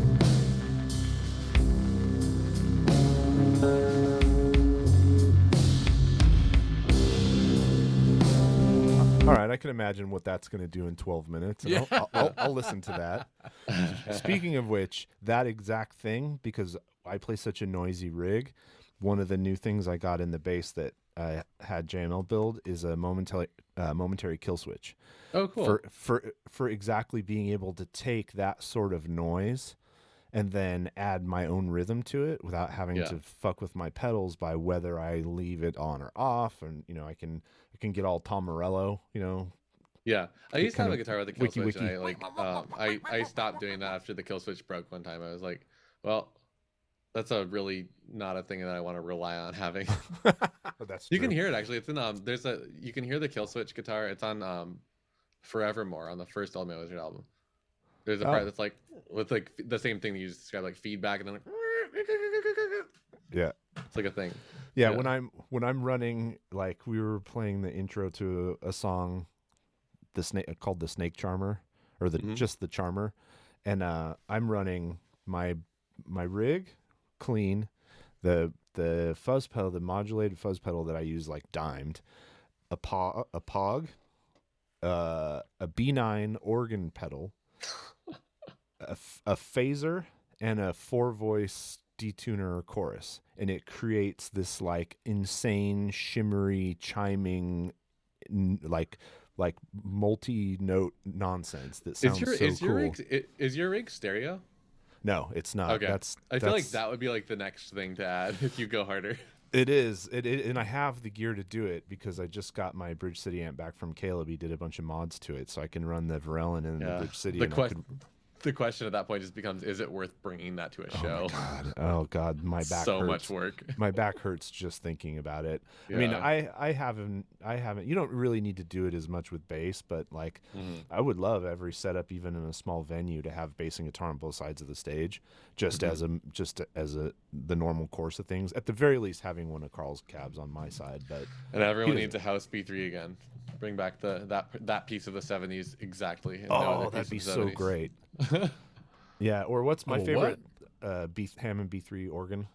Oh, like okay. the thing that you don't want Gotcha. to tour with. Yeah. But it would be awesome to be able to play Venues at a used show. to just have those. Yeah. It's like That's awesome. I can't believe that. It's like that used to be a normal thing, is that venues would have B3s and a Leslie. It's like, what? I want that.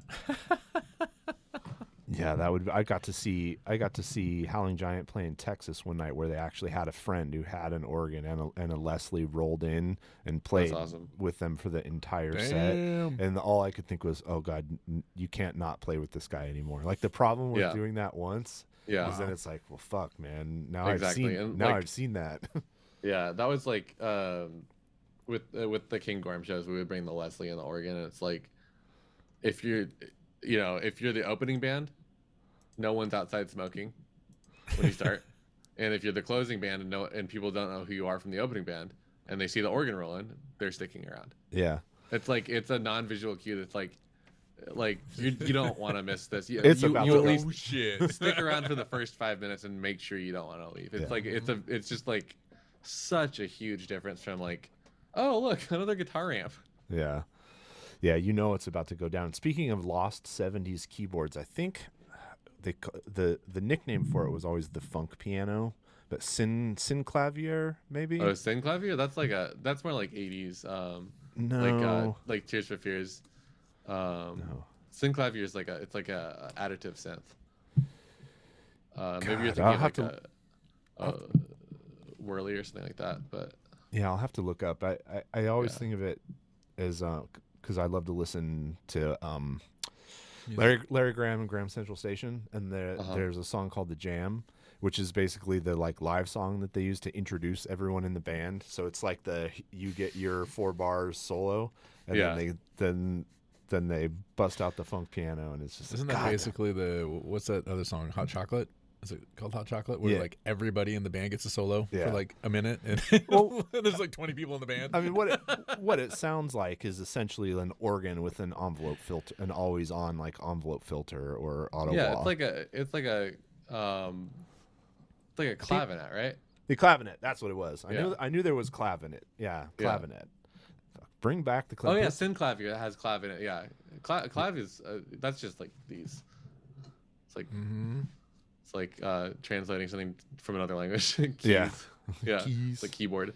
I think that's what I need to do on the bottom of every single one of our episodes, is put on some subtitles that translates the language you guys are speaking, so that I can know what the fuck you're talking about.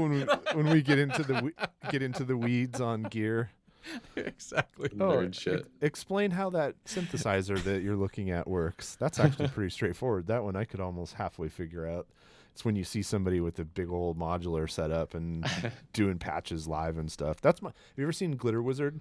Yeah. They're a fun as fuck. Got the big band. it's like a .com rig, I think is what it's using.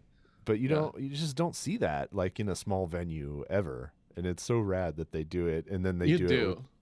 That's like it's more common than you think it is. It's just never in a rock band, and that's what makes it cool. There you go. It's usually like some nerdy synth night that you don't care about because it's probably not worth going to. I might enjoy them. I mean, shit, I personally go to those. I think it's kind of like fun to it's for nerding out about gear. It's like way more nerdy than like the like going and looking at the pedal board of the stoner rock band kind of thing. But it's I want more modular systems in rock bands. I think that would be like really cool. There's this band, I can't remember what they're called. I think they were from Japan in the 70s, and they had like a technician in the band. Oh, is that Can? So it's like a modular synth like on a keyboard, someone playing it, and they had another guy that's just like smoking a cigarette and changing the patch chords. Fucking incredible. Is that Can? I don't think so. Can was like Can was awesome. Yeah. When we I bought everything Mort Garson ever recorded this year, so I'll show up. Right. I'll show up to a synth night. Yeah. That dude looked like a programmer at IBM, not like at IBM in the mid '70s, and not a musician.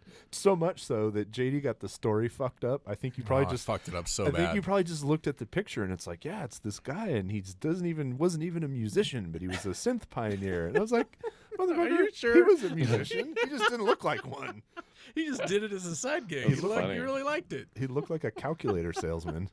Yeah, I've been thinking about getting some of that modular crap or getting some other synthesizer.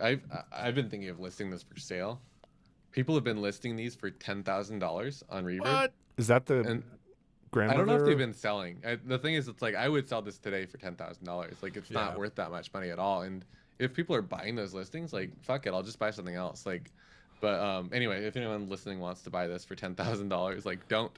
But also, I'll take it. And what is this for those that are only listening? Oh, it's a Mini Mug Model D reissue. There we go.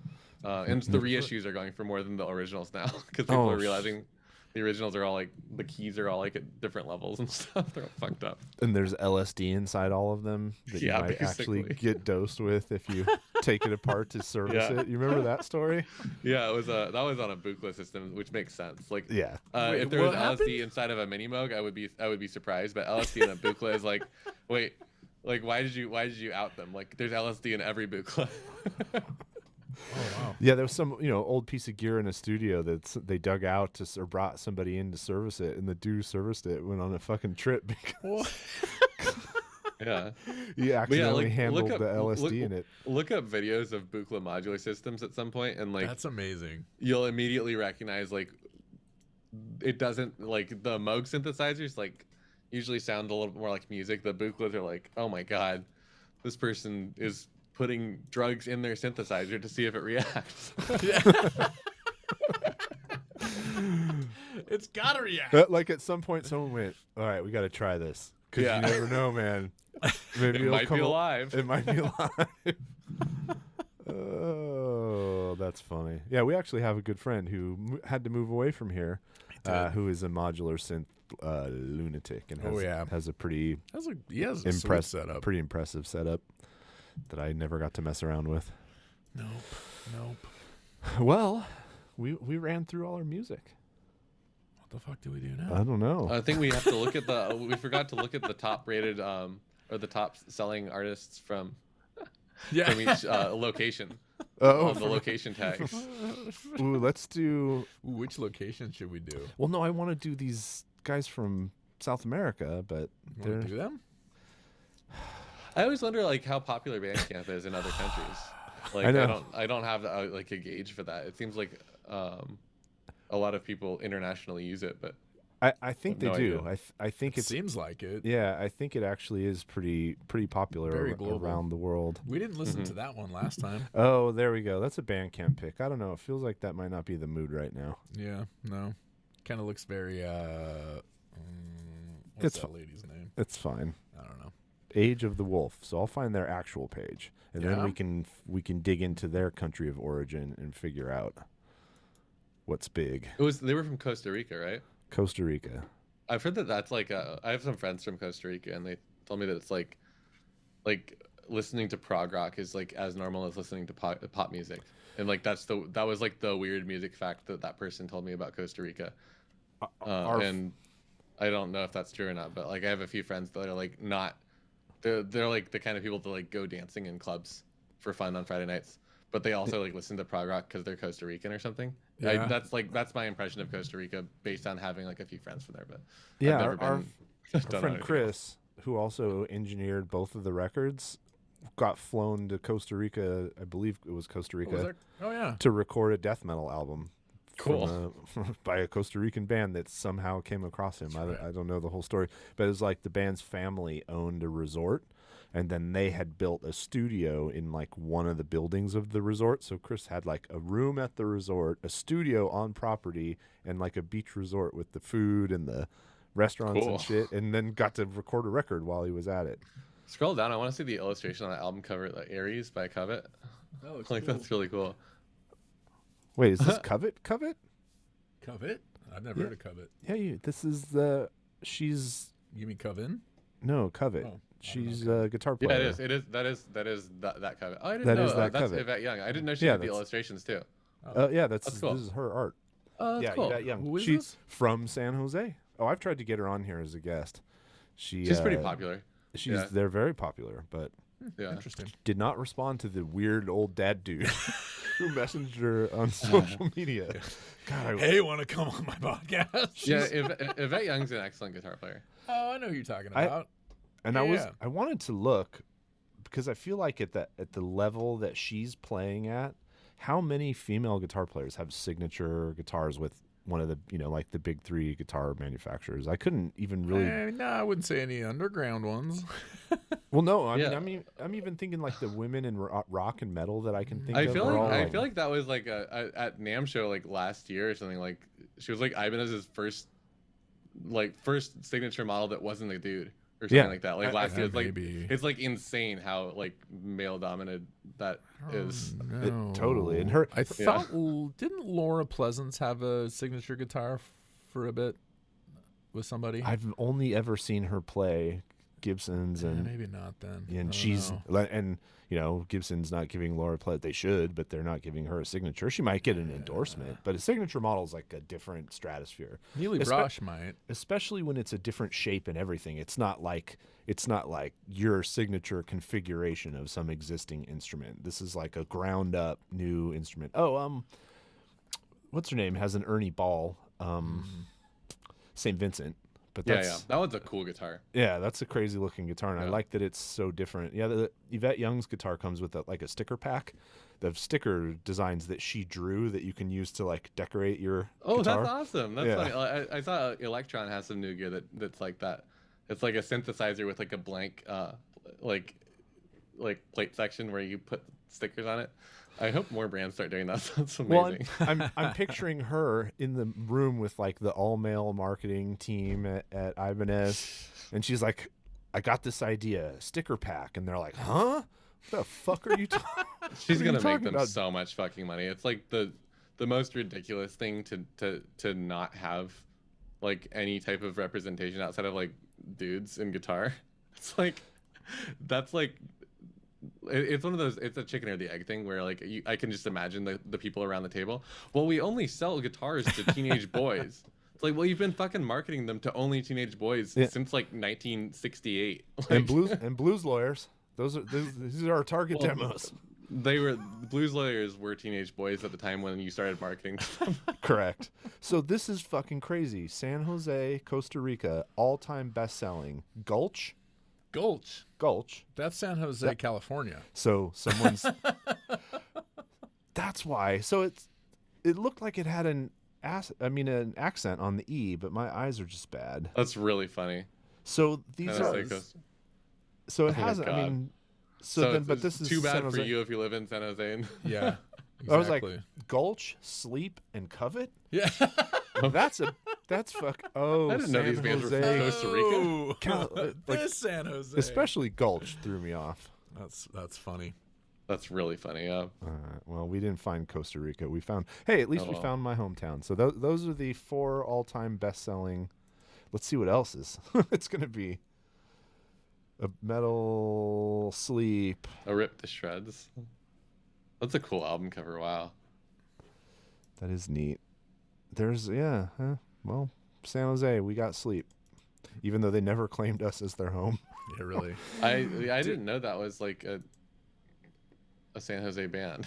Oh, Sleep? Yeah, no, Yeah. they were founded at and practiced at the Rock Gardens, which was a practice studio in downtown San Jose. Wow. That's had where no everyone. idea. That's where everyone played. They moved up to Oakland at some point because San Jose is not cool. I didn't even know assume. they were from California. That's funny. And they're not really. Like, the only one who I think was really from California is the original bass player. Okay. Who was him and his brother were good friends with my guitar player, and then Des came from Louisiana, and then Matt was originally from the Midwest somewhere, Michigan or Wisconsin, I think, and he just came out here too. So they were transplants mostly. Okay. But and they got Back when musicians could move to California.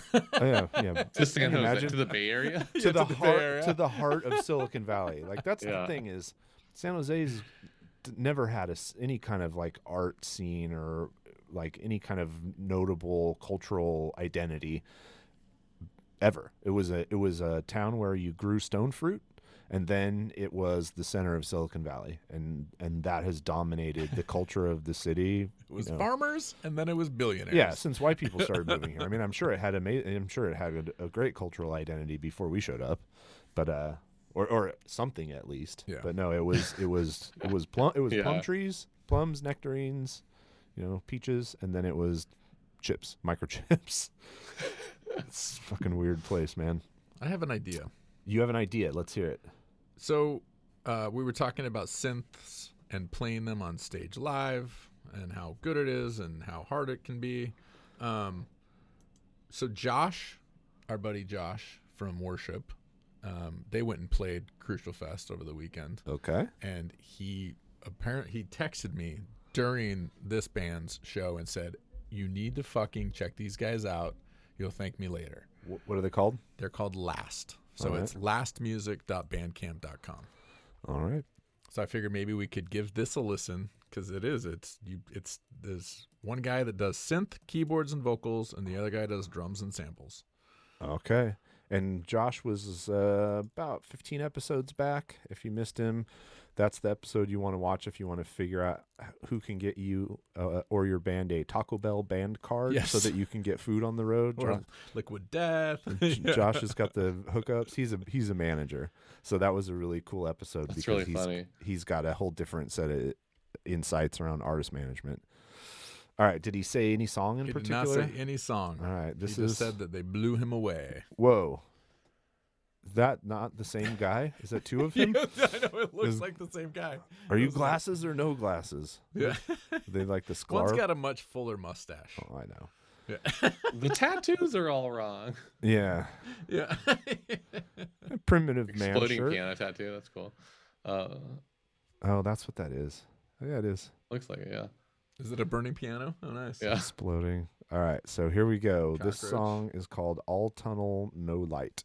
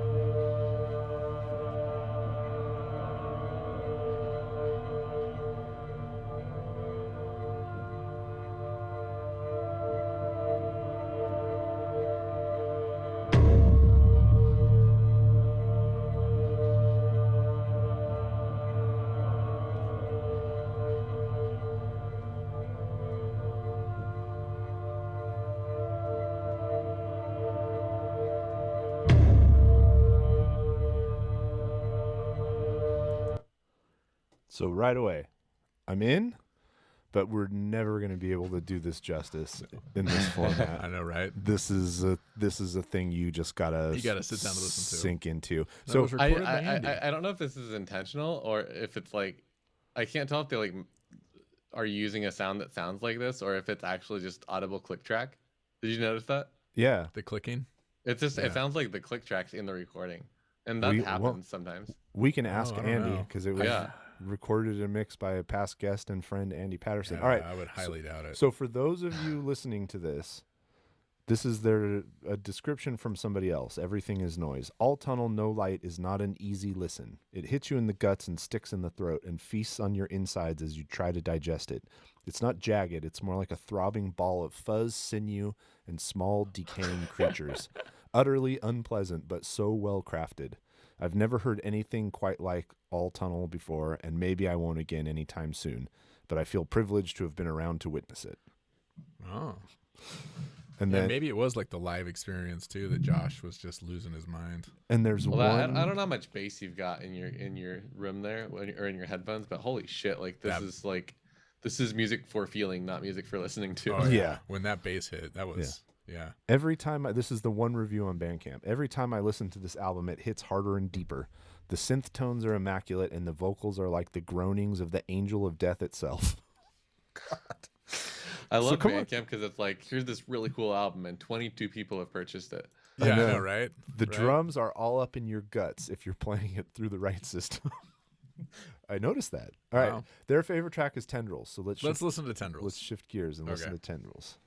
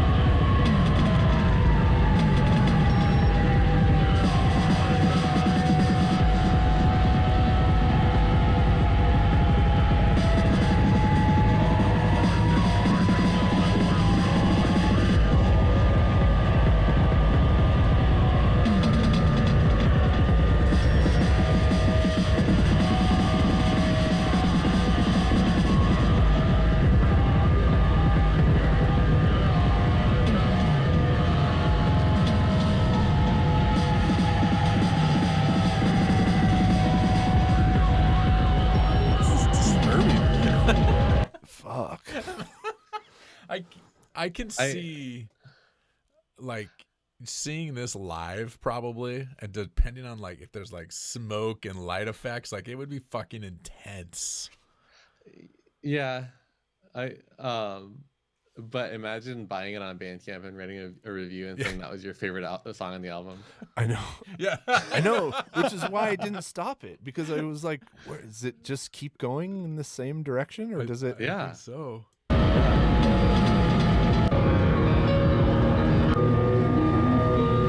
Wow. I think it's an intro to the next track. I have a feeling this is probably. It does feel like it. I mean, they stated their. Play the very end of Tendrils into that. See if that transitions.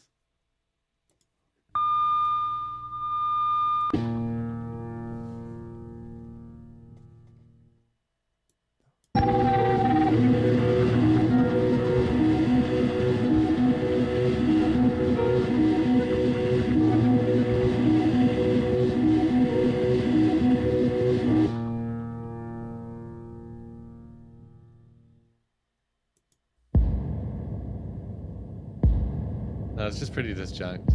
Yeah. There's that drum sound that I liked from the first track, though. That like low drum is really cool. Yeah.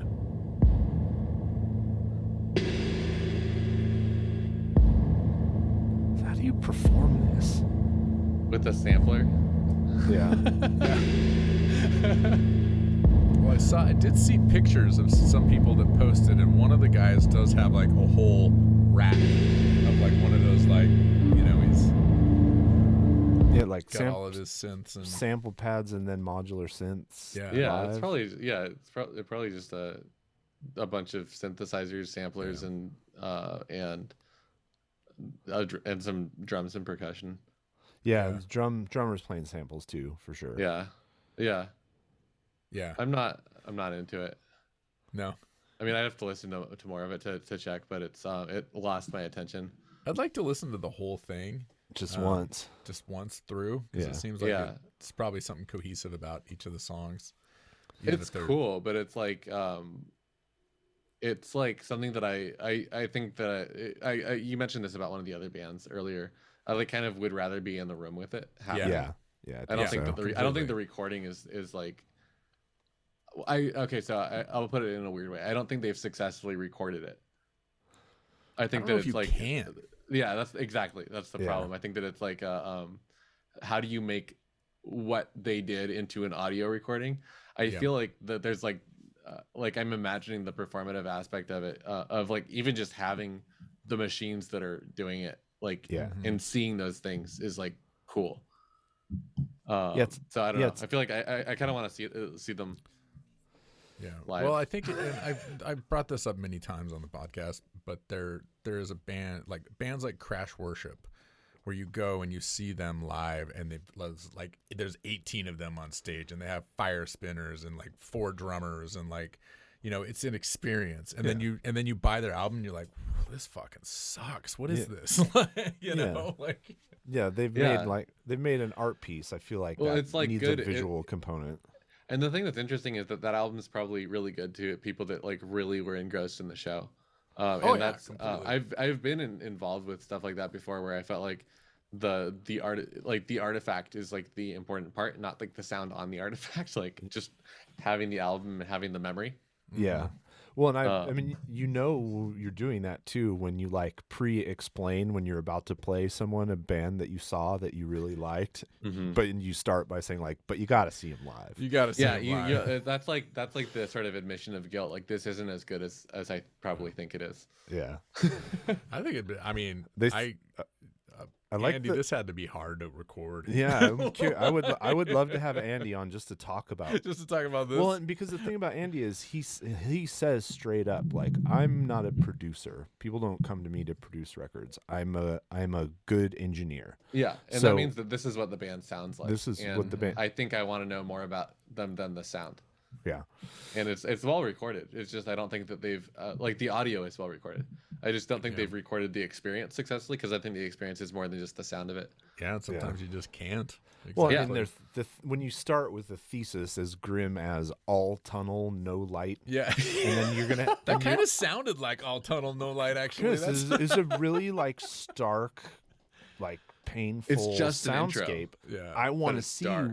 Yeah, I want to see what goes with it. So Yeah, I mean, you know what they need to do is pair up with whoever made the video with the skull monkeys. there you go. There See? you Yeah, go. and the Imagine how claymation. different. Think about that though. Imagine how much different your experience would be if they had given you a visual component to to go along with that, to even control the online experience a little bit. That's more. like we're at the point now, like culturally, where that's not even like a imagine if they did. It's like an expectation where people will just discard you if there isn't. Yeah. Yeah, and true. I mean, I feel like one of the most successful things we did with the release of the second album is, even though I didn't pay for a bunch of expensive videos, we were able to use the artwork and a little bit of ingenuity to create, a lyric video Visualizers. that captured the feeling of the songs. In some cases, I used found footage, open source footage, and spliced it together. In other cases, it was like static images, but it's still, that was much more successful than I thought it was going to be, and really, produced. It didn't cost. I didn't pay a penny. I did it all myself, and it had a huge impact on the reception of those songs. So Yeah, I do the same thing if I'm putting just audio up on somewhere, I'll make like a little visualizer for it. Just, like, adjust the brightness automated on like the album cover and make it like shake or something. Make it do something or move around, like zoom in on it. yeah, whatever. slowly. Yeah, whatever free plugins you have in your Yeah. free video editing Exactly. program. Yeah. But it makes a big difference. So Yeah. awesome. Well, that was an interesting way to wrap things up. So give us the scoop on the release. Where can folks find the record? What's coming when? It was supposed to all be November 5th, but I got an email from the pressing plant saying we're overloaded and the records will be there in probably like January instead. So probably like January for the LPs. Everything else should be on schedule for the 5th of November. I'm hoping we're actually playing. We're gonna play a show when the LPs come out. Hopefully, that's the goal. Booking it like second week of January. Just like, please be there. But it's that'll be the 10-year anniversary of the band. Oh wow. Oh wow. Yeah. Nice. Yeah. A decade in the making. A decade. Yeah. Insane. Yeah, it's crazy to think like how, especially since like most people in bands just lost a year and a half of band time, plus or minus. So it's like all of a sudden, I think of my band as being 4.5 years old, and it's like, nope, you're a 6-year-old band now. It's like, Yep. How we did that I'm happen? glad That's that weird. Chris and Andre had like microphones and interfaces, because we hadn't finished the record when the pandemic started. We had recorded the live backing tracks. Like I said, we did overlays, but all the overlays were done remotely. Oh wow. Like we all did them in our own bedrooms, basically. All the vocals are like at our own houses and stuff. But it was really fun to make, because it was just like essentially as much time and effort as we wanted. Like here, I'll get a take and I'll be like, "Can you try it again? But can you like pronounce the R differently in this word?" like we were literally doing shit like that, and I think it turned out awesome. I love the way it sounds. It's a very like kind of a bizarre sounding album, but in a way that I really like. It's probably my favorite record I've done. Oh wow. Yeah, I can't wait. We got the link today, so I'll have to crack into beyond the one track that's available now. But Another one, actually, there's another one up on the obelisk right now. JJ put up an exclusive premiere. Nice. So track 2, you have more of those rolling out as we lurch towards November. yeah, filming another music video in 2 weeks. Oh, killer. Yeah, filming another music video after that, hopefully. It's just like everything's just been getting in the way. I'll probably try to make some other crap on my own, like you were saying, like visualizer things like that. We'll see.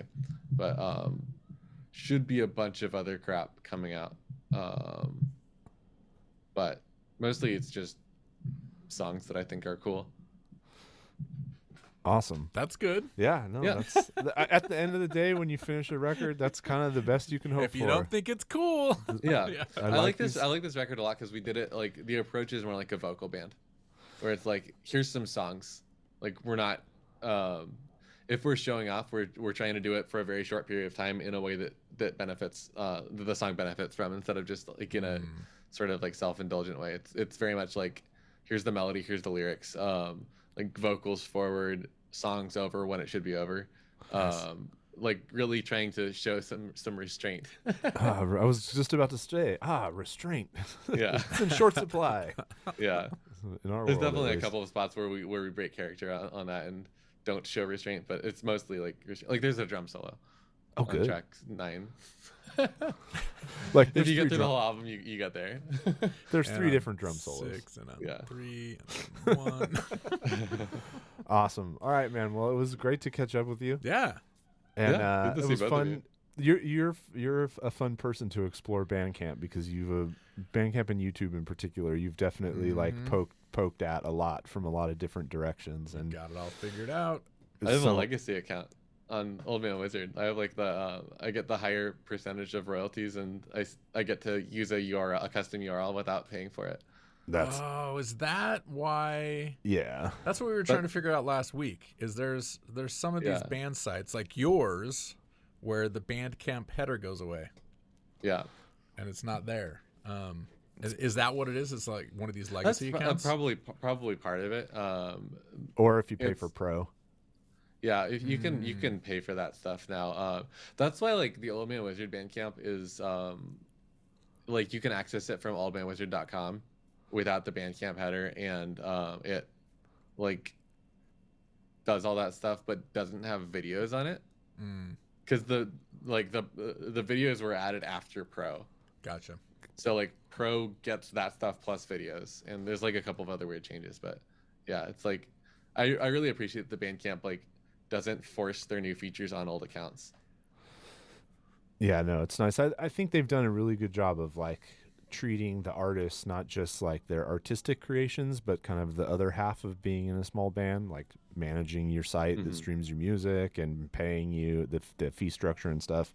They've clearly done the best job of any of the platforms out there for, I don't know, at least for like a rock band. And it seems to be that's most of what is kind of, so when people say like there's no more rock, all that, I just said go to fucking Bandcamp. They all went there because the radio system's fucked and streamers are fucked. So rock I guess musicians are there. It's really funny, the idea that there's like no It's people that insanity. say there's no good blank anymore are the people that are only consuming curated content, Yeah. because everything old is good because we've forgotten about the stuff that isn't. And that's what they're consuming. And it's just disappointing to see, but I don't know how to have that conversation with them, and it's not really my job, so I'm not going to do it. Yeah, there's no part of making music now that is harder or more expensive than it was in the past, which means there are more people recording decent enough quality music to listen to than ever. So did we get dumb? Have we not figured out, like, the classics have been dissected. We can remake those easily. So how do you think there's no one doing that and then some? You're a crazy person who just doesn't have the. It happens when you become a parent, I think, in a lot of cases. The sort of time equation for investing time and energy into consuming art just goes down. You just like. Yeah. I got You literally work, you parent. 6 hours less in a day than I used to have, and so I just can't consume. So I want to go back to the stuff that I'm familiar with, or comfortable with. But it's also a decision that you make, because it's also really easy to listen to music whenever you want now, and to listen to anything you can. And I think imagine. that's a huge part of it, is that like that leads to it's not as special anymore. So just listening to a song is like cool, and you listen to another one, you forget that like you didn't buy it, or you didn't like remember what it was called, and don't come back to it. I think it's really easy to end up in a situation where you are only able to keep track of the stuff with an enormous marketing budget behind it, because you have the name shoved down your throat constantly. Yep.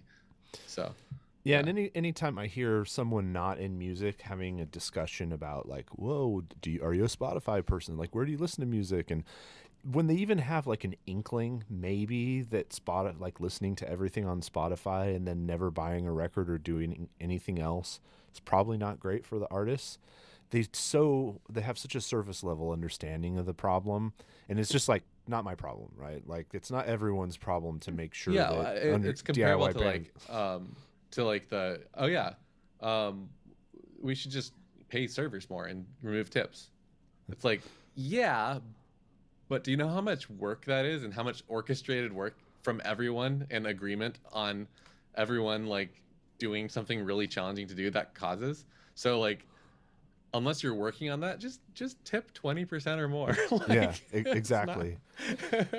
Exactly, but they don't even like they just don't understand anything well enough to go like, okay, so I'm listening to them on Spotify, so maybe I should find where their records or t-shirts are being sold and grab one of those. Even for artists that get paid by their labels and by Spotify, and much less this tier 2 or 3 tiers down of people who are just like spending money to give you art so that you can listen to it for free and then forget about it.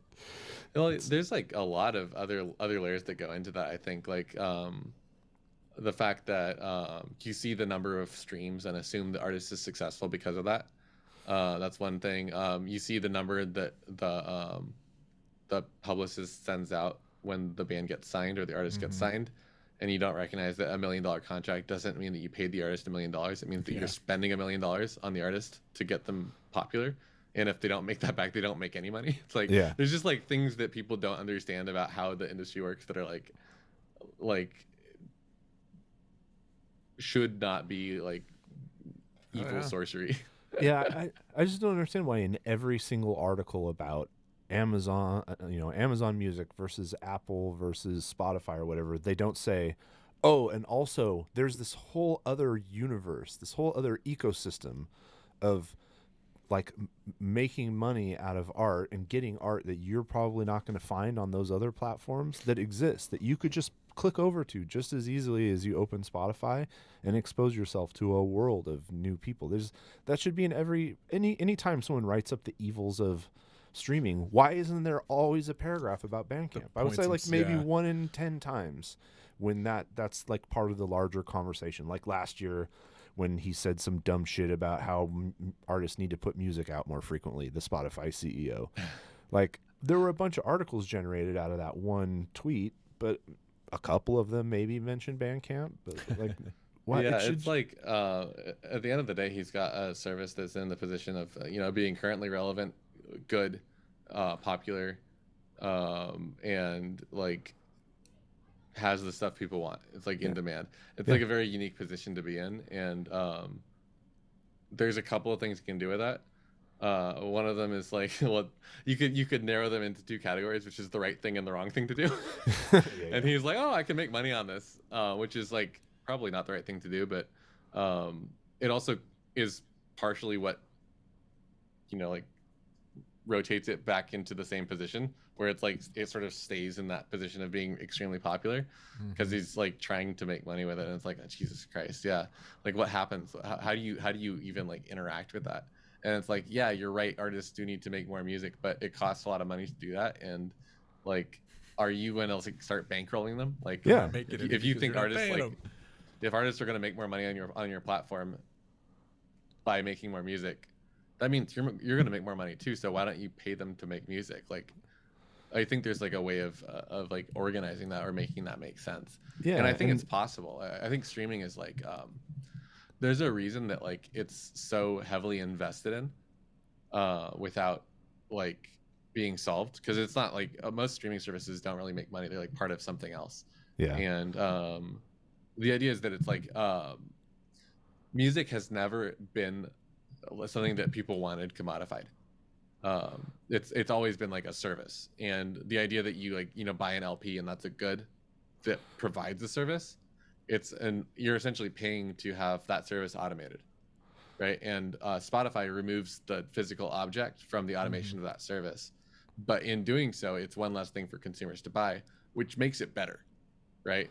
But at the cost of making it better, now there's no need to buy the object, which was being marked up a lot, by the way, right? Like, and now the artist doesn't need to mark up the object and needs to come up with another way to, monetize the service, assuming that they need money. Which again, you could bring this over to this whole UBI conversation as well, right? But in this context, what do? You have to come up with a way of subsidizing the art, because the records were what was subsidizing the art in the 70s, and we don't have that anymore, because even the people that are selling records aren't selling enough to make that their income. But the thing that people don't talk about is that the people that are extremely popular, like at the level where they would have record deals in the 70s, are making enough money on Spotify. So it's like what we got now is a bunch of people that think they should be making all that money when they're not in a position to have ever been popular enough to. But what they're doing isn't less valuable because of that, in my opinion. Like, they should still be, supported in some way. And like, how do you do it? It's a horrible question. You just do what Sweden does. You just I mean, because the expectation here is that capitalism would naturally figure out a way to subsidize art, and it won't. And it won't. It doesn't. We know that already. Yeah. So somebody else has to do it. Yep. And that's exactly what platforms like Spotify are trying to do, and by trying to make a huge profit on it, that kind of kills the mood a little bit, because you see all this money and it's like, well, that could be going to them instead, and that would be great. But do you think that someone like, do you think people would work at that company and make it work if they weren't making a fucking boatload of money? And I hope so, but I don't know. Yeah. Well, I guess that's kind of a weird thing. This is a really random comparison, but to me it's a pretty similar situation, which was, in most professional sports there's a players union, and the players union negotiates on behalf of the players, and the players have enough power and capital to organize. In professional fighting, particularly in mixed martial arts, there's one company that essentially controls the entire sport, and there's no union of any kind, and then the fighters are independent contractors. They don't even necessarily get health care and shit like that. And the problem is the ones that need a union are the ones at the bottom of the pile, and the ones at the top of the pile know that if there is a union, basically what's going to happen is some of their money is going to go to the people below them. Like the only way for the lower artists to get paid on Spotify is for the bigger artists to lobby on their behalf, because they're the ones who have enough power.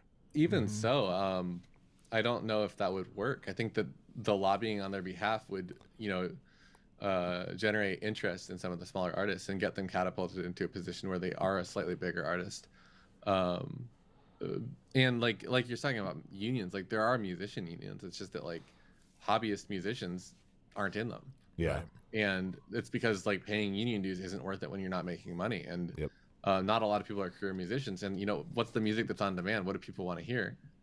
We were just talking about it. Familiar shit that they've heard before a million times. And they're not interested in art. They're interested in consuming music as a service, and a service that they're in control of, instead of like some DJ or some playlist coordinator or whatever it is. And it's like, it's really, at least they think they're in control of it. Yeah. It's hard for me to relate to that. Like, I recognize that's what's happening, and from my perspective, it's like I want to hear something that I haven't heard before. I want to hear something new every day. I recognize that a lot of people want to hear something that they heard at their high school prom. Familiar. They want to sing along. Yeah, and I get so like bored of hearing the same songs over and over again. Like, I don't listen to my favorite albums because I've listened to them too many times. Yeah, that happens to me too. It takes a while, but it eventually happens. And then I haven't listened to the new King Buffalo in a few weeks. Almost everything that I listen to nostalgia. That album's good. Do you think King Woman? King Woman's yes. That's a really good album. That album's cool. But no, like even the albums that I would go back to and listen to nostalgically are albums that 99% of the people in this country would never even heard of. Would never even heard of. That's true. Yeah. Well, so and that's actually like, let's take this full circle back to the beginning. That's one of the things that got me interested in YouTube, because that seems like a relevant way to essentially take more ownership of my career, where it's like I am obviously not. Obviously, like Google ends up making money off of you if you have a successful YouTube account, but it's a way of making yourself publicly available as like, here's a person that does this stuff, and people will go support my music because I'll talk about things like Bandcamp on my channel, and they'll be like, oh, I can buy this and you get money for it. Cool. or donate buttons, things like that. Like you were saying with that Twitch account, Twitch, the Howling Giant one. That's incredible how much they're getting. That's awesome.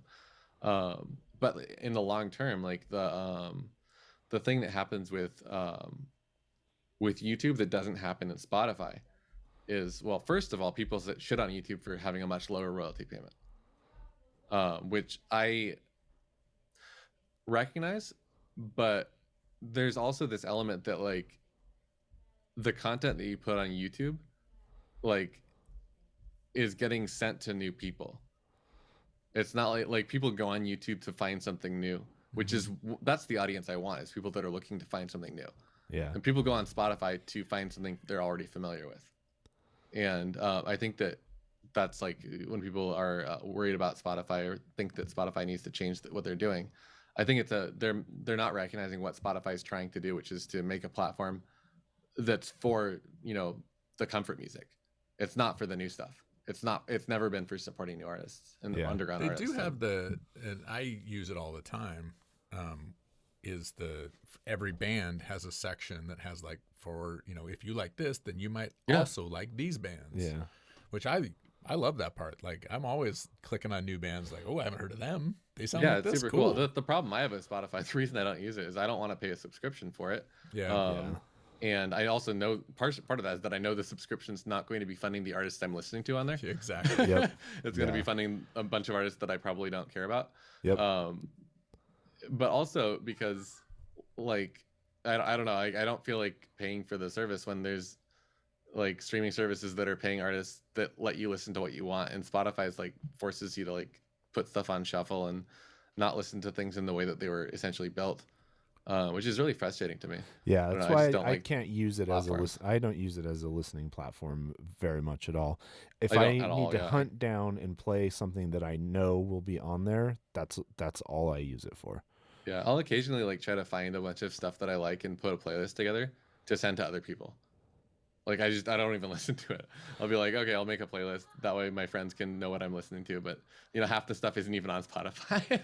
Yeah, in the early days of digital music, and then especially when Apple went to all streaming, I was all Amazon. Like 2010, 2009, 2008, because it would just, you'd listen to something, and then you'd get if you like this, you might also like, and I would just spend the night going through that, listening, and then you start here and you end up here, and all the steps that you took in between are insane. And it's like you were at death metal and then you're listening to like Cuban folk music. Yeah, and I love that. And I mean, that's the cool thing about Bandcamp always comes up. Bandcamp does a good job of that. Yeah, you can go on those tangents. I think the reason I said it, I'll say again that I like YouTube is that I feel like YouTube is better at sending you on those tangents. Yeah. I feel like their algorithms are stickier and I have more fun when I'm on a YouTube tangent. I feel like the suggestions feel more like they're more creative. Yeah, they have their moments for me. Sometimes I go, yeah, no, I know you want me to watch that, but I'm actually not interested in watch. That's why I loved the self-tuning side of the original Pandora algorithm, because they really were like, this is the Music Genome Project. We've built an algorithm that listens to these songs and understands what makes them what they are, and then we're going to find you things based on the other things that you listen to, but you can help us. You can say, oh, that was cool, but that's not actually what I like, so we'll personalize it for you a little bit. Now, did it end up being that good at it? I don't think so. No. In the end, we don't know no one cares about Pandora, because I don't think the algorithm was I don't think they exist anymore, right? They got bought. They went through I think they're part of the Sirius acquisition spree somewhere along the way. I just know that I've never used Pandora without rapidly ending up at the out of skips phase. I hated Pandora. Yeah. That was not for me. I liked it in theory. It was like the explanation of concept. the product was good. It just didn't play out. Yeah, it's supposed to be a DJ that is like you. Right. Yeah. And that's doable, and Spotify's better at it, which is why it got more popular. Yeah. Yeah. Awesome. All right, man. Well, this went down a deep rabbit hole, but I love the ability to do that. And yeah, that's always fun. Yeah, I like talking to you guys about these things. Killer. All right. Well, you have yourself a lovely evening, and I'm sure we will talk to you again. And good luck with the release. And I'm sorry the vinyl is delayed, but That's fine. but I It think happens. everyone's used to it at this point. Yeah, so- it's like very much to be expected. yeah.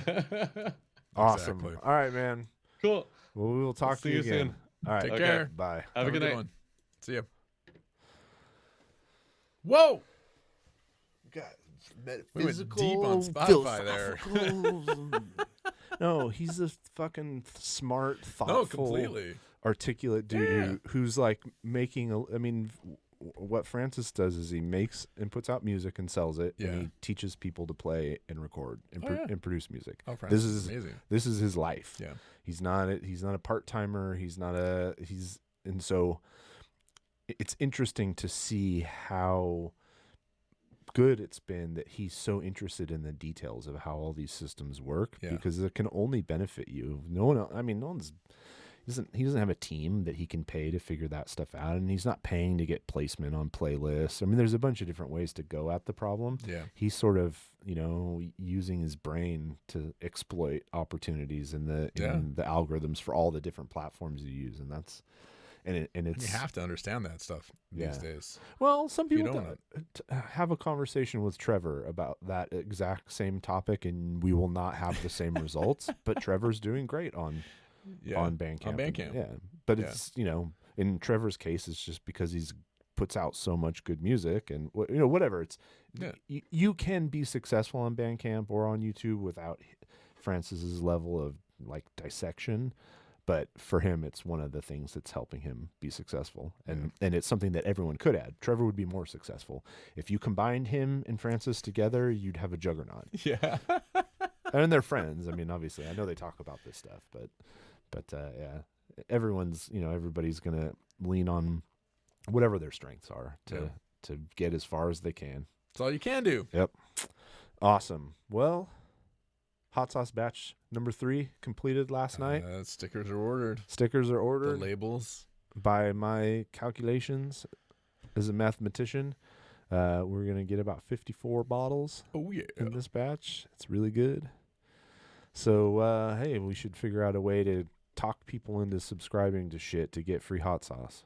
Whatever. So if you want a bottle of sauce, send us some proof that you got some friends to subscribe to the YouTube channel or to the podcast. Go subscribe to the YouTube. Loose proof. Go follow us on IG. We're approaching 1,000 followers on IG, which Oh, I'm nice. getting pretty excited about. Nice. Well, I mean, yeah, I don't need like the forensic trail of everybody's, but I mean, just be straight with us. If you turn your friends onto the show and you talk to some people into subscribing, then we would love to send you some delicious sauce. And we'll see how many of you actually made it through that 20-minute Spotify rant.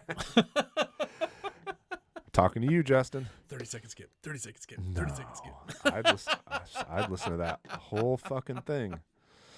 So, all right, well. All right. I do think I'm going to have to teach you guys how to use Spotify, though, because it does all the things that you said it doesn't do. It's not that it doesn't do them. It's that the interface makes those things intentionally unintuitive. That's not what it wants to do. Yeah. It does stuff grudgingly, but not very well and not very obviously. It's the Spotify interface is so intentionally simplified to make most people do one of a couple of different actions and to not go deeper than that. I think it might also be because I do most of my listening while I'm working, so I use the desktop application, not the app. I find the desktop application to be really poorly designed. I like it. Yeah, I don't. maybe the Mac client's different. See, I can love Spotify because I still buy shit on Bandcamp. Yeah, no, absolutely. Oh no, I have a paid subscription to Spotify because that's what the kids use. Yeah, so I mean, of course. whatever. It just doesn't. I agree with Francis. Yeah. Without much more work than is necessary, you just end up listening to the same stuff. Yeah. Well, if you are a musician and you're trying to figure out the whole Spotify, I think it's different than as a listener. I think it's very rarely going to do even what Amazon Music did and led me to Moontooth. Mm-hmm. I don't think there's any world in which I'm listening to something on Spotify and then I end up listening to Moontooth. And I think that's kind of his point. Maybe. I don't know. I've discovered so many new bands. But not at that, not at that low layer of where Moontooth sits in the world of, we love them, but like nobody knows who Moontooth is. And I think Spotify will serve you a more popular band than Moontooth because that's what they're trying to do. Yeah. And they're not trying to expose you to the Moontooths of the world at all. And if you find them on Spotify, great. Yeah. You're probably lucky. Or you're listening to somebody you're listening to some tastemaker's playlist. I think that's where I'm not the average Spotify user. I know what I want. I know how to find new things. I know how to find influencers and their playlists. Yeah. And I can follow those people, and that's how you find new music. You can't just put it on random or find some curated playlist by, a playlist that has 30,000 followers on it.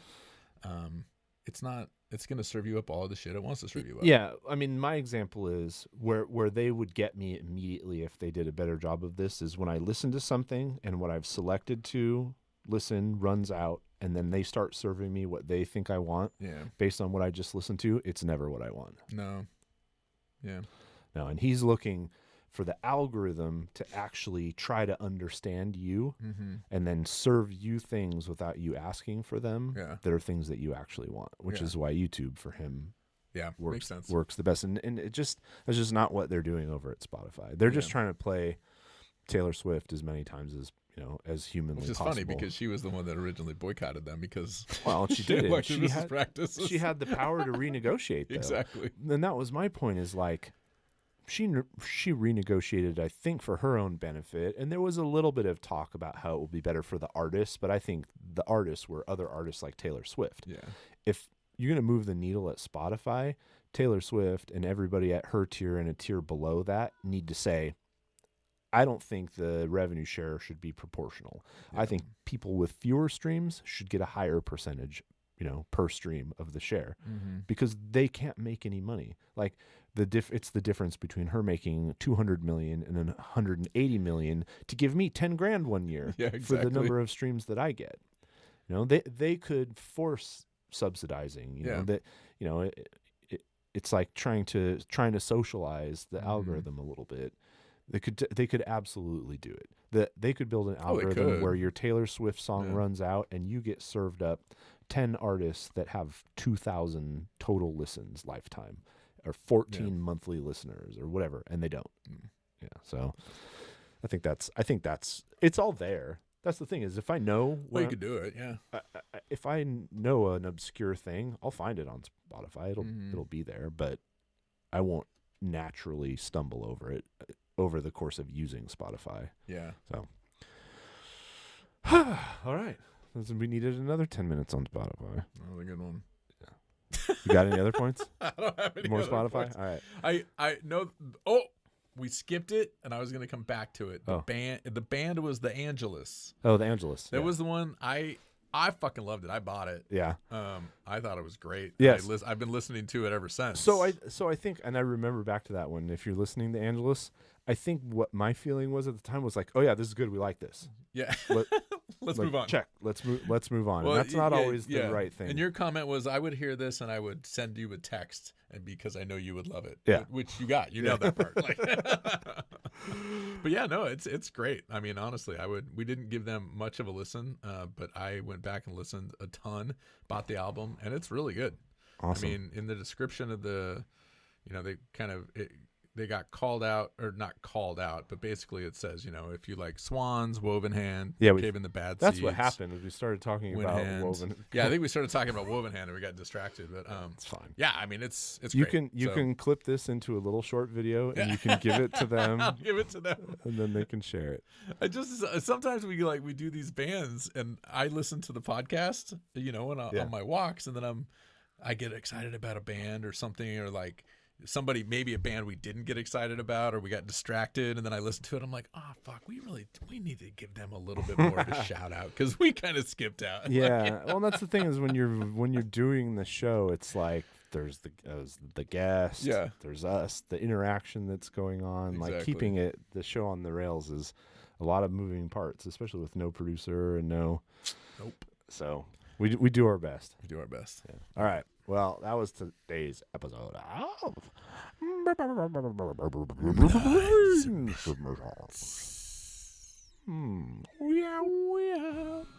Thanks for joining us for another week of Blynd Submyshynz. See episode description for links to all artists discussed in this episode, and visit their sites to support them directly by buying music and merch. Share links to the podcast or YouTube videos with your friends, especially if they're in bands. Bands, if you want us to listen to your music on a future episode, please submit one song to blyndsub@gmail.com. That is blyndsub, BLYNDSUB @gmail.com. Bandcamp links preferred, but not required. Find us on social media at Blynd Submyshynz. Full video episodes are available on our YouTube. Remember, we go in blind, so you don't have to. Blynd Submyshynz.